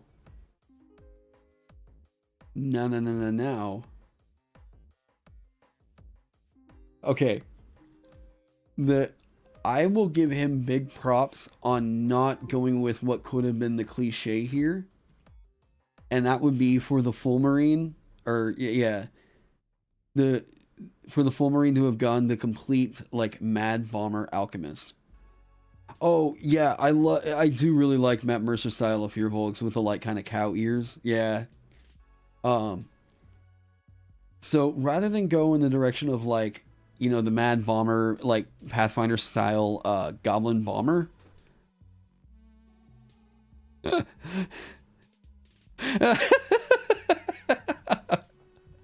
I fucking love this bullywug. Like, just like, I just love how goofy this feels. Yeah, so this guy just throwing alchemist fire and this is exactly what I was like. Yeah, yeah, this is so good. I so much so that I'm like, you know what? I've gotta. You're loving the rustic shit. Yeah, that's what I have. I'm so glad that the class is giving across this feel of like, oh, okay, the artificer is like really high tech, and like I think that's been a complaint for some people where they're like, the artificer just feels a little too futuristic, and I'm so glad that people are like, oh my god, this artificer feels super low magic. And I'm like, that's what I'm going for, baby. Grung do need more love. I really wish they'd just make an official Bullywug race. Like, come on, man. Like, who doesn't want to play as, like, Frog from Chrono Trigger? Like, yes. One of the best characters in any, like, video game ever written. Yeah, I want a real Bullywug. Oh. Go away. Thank you. Sorry to anybody that just thought that they were, yeah. The Gripply race? Oh, right. Okay, I remember what you're talking about. They were like the, I think the poison dart frogs or something. But yes, Grung is an official race. But not, I'm talking Bullywug. Bullywug are bullfrogs. You got Grung that are poison dart frogs. But the Gripply, I believe, are tree frog based? Maybe? I can't remember. Anyways. So, I love this one, and I'm like, yeah, that's the direction I think I want to go in. But he got me some other ones as well. And I was like, yep, clay pot bomb. Like, that was what I love. Like, yeah, I love the feel of that, where it's like, it's just, what is a grenade or what is a bomb into this version of the Alchemist, right? And I already told him, like, we're not gonna go with TNT on it, but even still, I think you could flavor these as like vials of, the throwing pose is pretty great. I think I'm gonna see what the where we're sitting at in terms of sales and stuff after the Alchemist comes out, because I'd love to see him complete a few more of these. Yeah. Bullywug future Patreon race. I can just make that and get it out, because a Bullywug race is going to be super simple. Now, love these and all that good business. Now we get to my personal favorites. All right. So the Salvinist.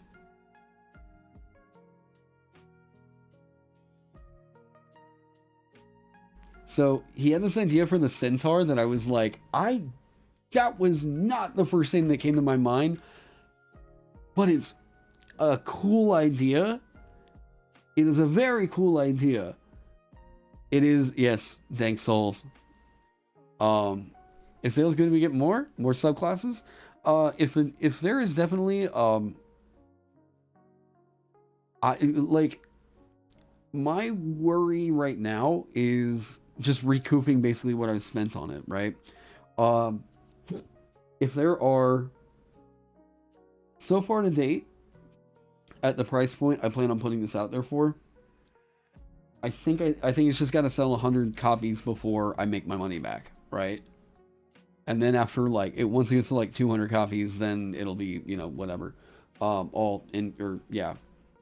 So hopefully when it comes out, it's a banger and I make my money back first week, but we'll see. The orc is also really, really cool here. But your stream quality won't let you see them. You might try, if YouTube isn't really working out for you, you might try switching over to Twitch.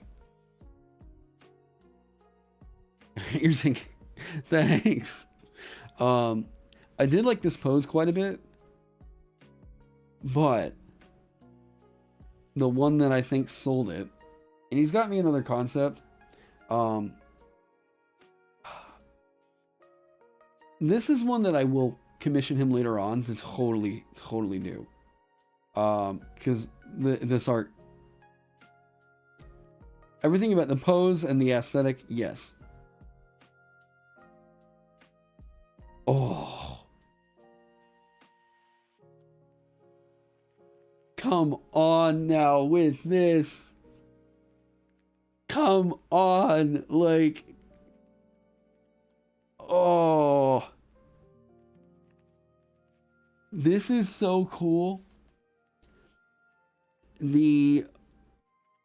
the vision I have right now, yeah, the sassy face, yeah. You'd pre-order it if possible. Um, my idea now, I like this one so much. I want to commission it, to finish it out later. But my vision for the Salvinist had always kind of incorporated. You see that like he's got like bandages on his arms and stuff. I was like, I would think a Salvinist, they should have like, I mean, yeah, skin covered, maybe like noticeable like burn marks on their hands or whatnot. Kind of as a like, I mean, okay, so from the firework accident, I've got burns that go like all the way up and down my arms. So like on either side and like across my chest. So like it just felt like kind of a little personal touch in there for that. Where like, yeah, I would assume that with experimenting with these things, that's kind of like a mark of, because this is it's like a completely different kind of, I haven't seen this sort of character concept as strictly a build or anything in D&D. So I was like, okay, cool. This feels like something unique I can really inject into the game. But yeah, I love this idea, and I want it to feel a little bit more roguish, right? Now, he got me back another piece. Where was it at? Yeah.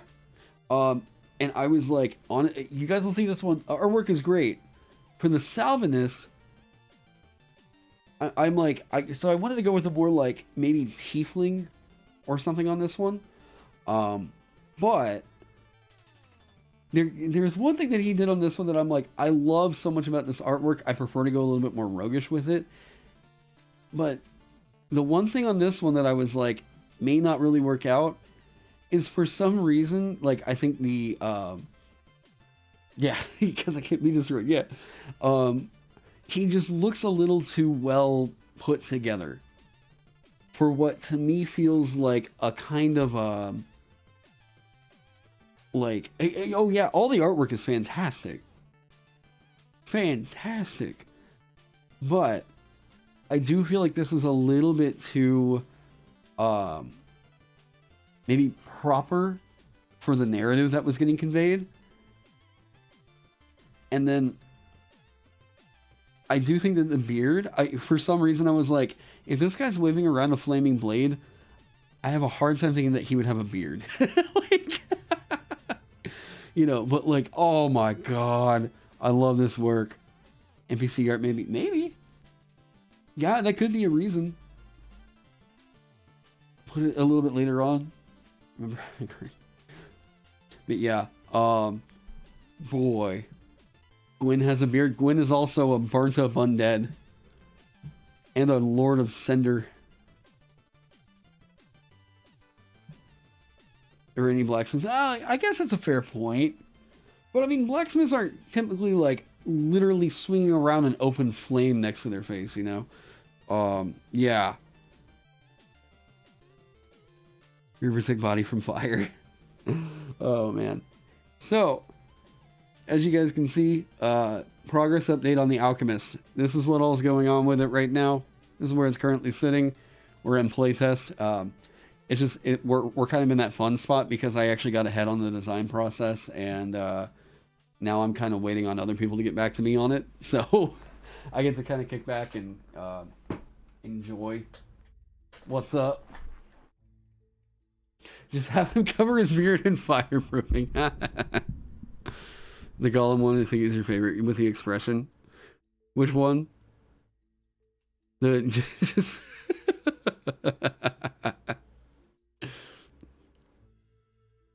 Oh man. Just yeah. I god damn. The one with the Amogus. Oh man. Anyways, oh, you just showed up? Notice for the alchemical items in the Discord? Yeah, hit me up over there. But yeah, oh, Spencer. Wait, where'd it go? Oh no. Hold up. As a small reminder.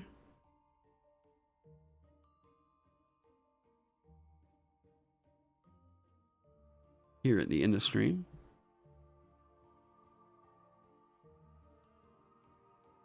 Hello, everyone. Just as a reminder, the Homebrew Consultations. Why is this? Why? Oh. Wait, yeah, why is it like that? Wait, what are you? What are you? Get out of here. Yeah. Boom. Okay. As a reminder, you guys are seeing, yeah. Okay, this is planned. Yeah. Go check out the Discord and everything like that. Rewind the VOD if you want more information on the, yes, viewer brew stream coming up. Submit them. I will be going through basically this weekend, doing kind of whenever I'm awake. Yeah, I'll be kind of popping in and out on Homebrew Consultation stuff, so keep an eye out on those. When is the next I've Hatched and Monocle? I'm not totally sure. I did just talk to Ross this morning, so I know that we've both got just kind of some stuff going on, but just kind of whenever he's free, I guess we'll figure out a time. But yeah. Anyways, so yeah, talking about viewer brews, all that stuff. Is there anything else? Are we good? We good? Okay. So, cool. Jeez, all right. Anyways, you guys can go check out the playtest for the Alchemist over in my Discord, also on my Patreon. I want to give a big shout out to all my Patreon sponsors. Hey, thank you all so much for helping me keep the lights on around here. The coffee in my blood. Oh, there we go. Oh, man. Why bottle have eyes? What bottle?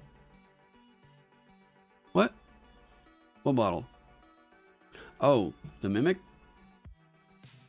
I don't know, because it's fun. And it's fantasy. And it's D&D. Like I said, strong, not even the gods. Oh, man. Well, thank you. Thank you, John. Anyways, so yeah, I am going to clock out on here. As always, go check out the viewer submission channel, all that good business. If you are interested in supporting the channel, what I'm doing around here, you know what the best thing you can do is, actually right now, I am really trying to get up to 10,000 subscribers.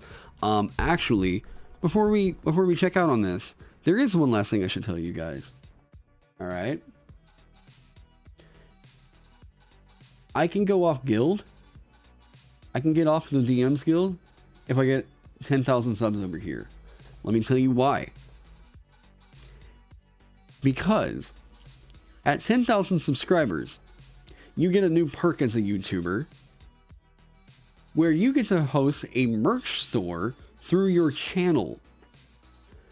Josiah over at Dungeon Dad just informed me the other day that this merch store includes digital goods, which means I could use YouTube to sell what I design. Now, there's a hang up on that. That hang up, right now, the one thing that's kind of keeping me held back a little bit, this is a thing I want to do. This is a model that I think I can go forward with. I haven't really checked out the whole split and everything, but it's a thing that I want to do. And I'll probably clip this because I need you guys, if you're subscribed to me, to share the good word. All right. I would love to be doing this full time by the end of this summer. So what you can do, either if you want to help by helping me get there, whatever, and you have a few bucks to spare, I'd love to have your support over on Patreon. You get some exclusive kind of cool stuff, right? I think it's fun, you know.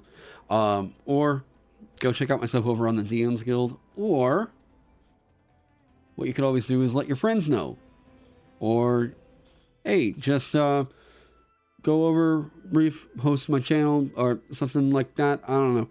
I'm trying to hit it to 10K. So if you guys can help me in getting there in any way you can, you got a buddy that's into D&D? Let them know. Like, you know, what's up? Yeah. So, and if you're new here, first time you're seeing my channel, it'd be cool to have you. If you're interested in game design, music, video, I don't know, whatever, we hang out here, have fun on these streams. So, yeah. Anyways, road to 10K. Once we get there, then I can go OGL. And I won't have to worry about trying to make my own website or doing anything like that. I think it could be really, really cool. Plus, I think it would just sell better over here on YouTube anyways, if it's like, yeah, there's my class down there right below. Here's the video explaining how to play the class. There you go. Boom. Like, I think that would be really cool. But anyways, if you guys don't mind like helping spread the word like that, I'd really appreciate it. But anyways, yeah, I guess hashtag road to 10K. So that's gonna be it on this one. Who's live right now? Josh or Jordan, tell me who do we raid / send people over to?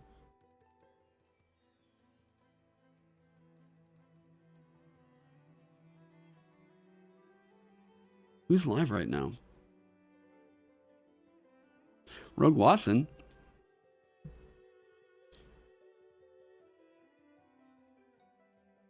Yeah, sure, why not?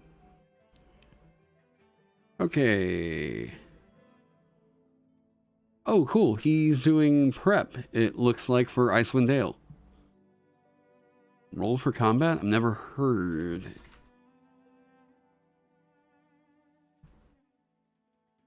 Oh, okay. You know what? Also go check out Rogue Watson, but Roll for Combat is talking about Battle Zoo and Pathfinder. Okay, sure. We'll take Jordan's suggestion. All right. Okay, guys, I am going to send you all over there. Go show some love, spread the good news, the good word. And then I am going to eat something. All right. I'm going to redirect you guys over there. Anyways, everybody, thank you all so much for joining me. Come over, join up in the Discord, all that good business. Have a good day. Anyways, thank you all for popping in, hanging out with me today, and I will see you all later on. Saving that. All right. Goodbye, pretty people.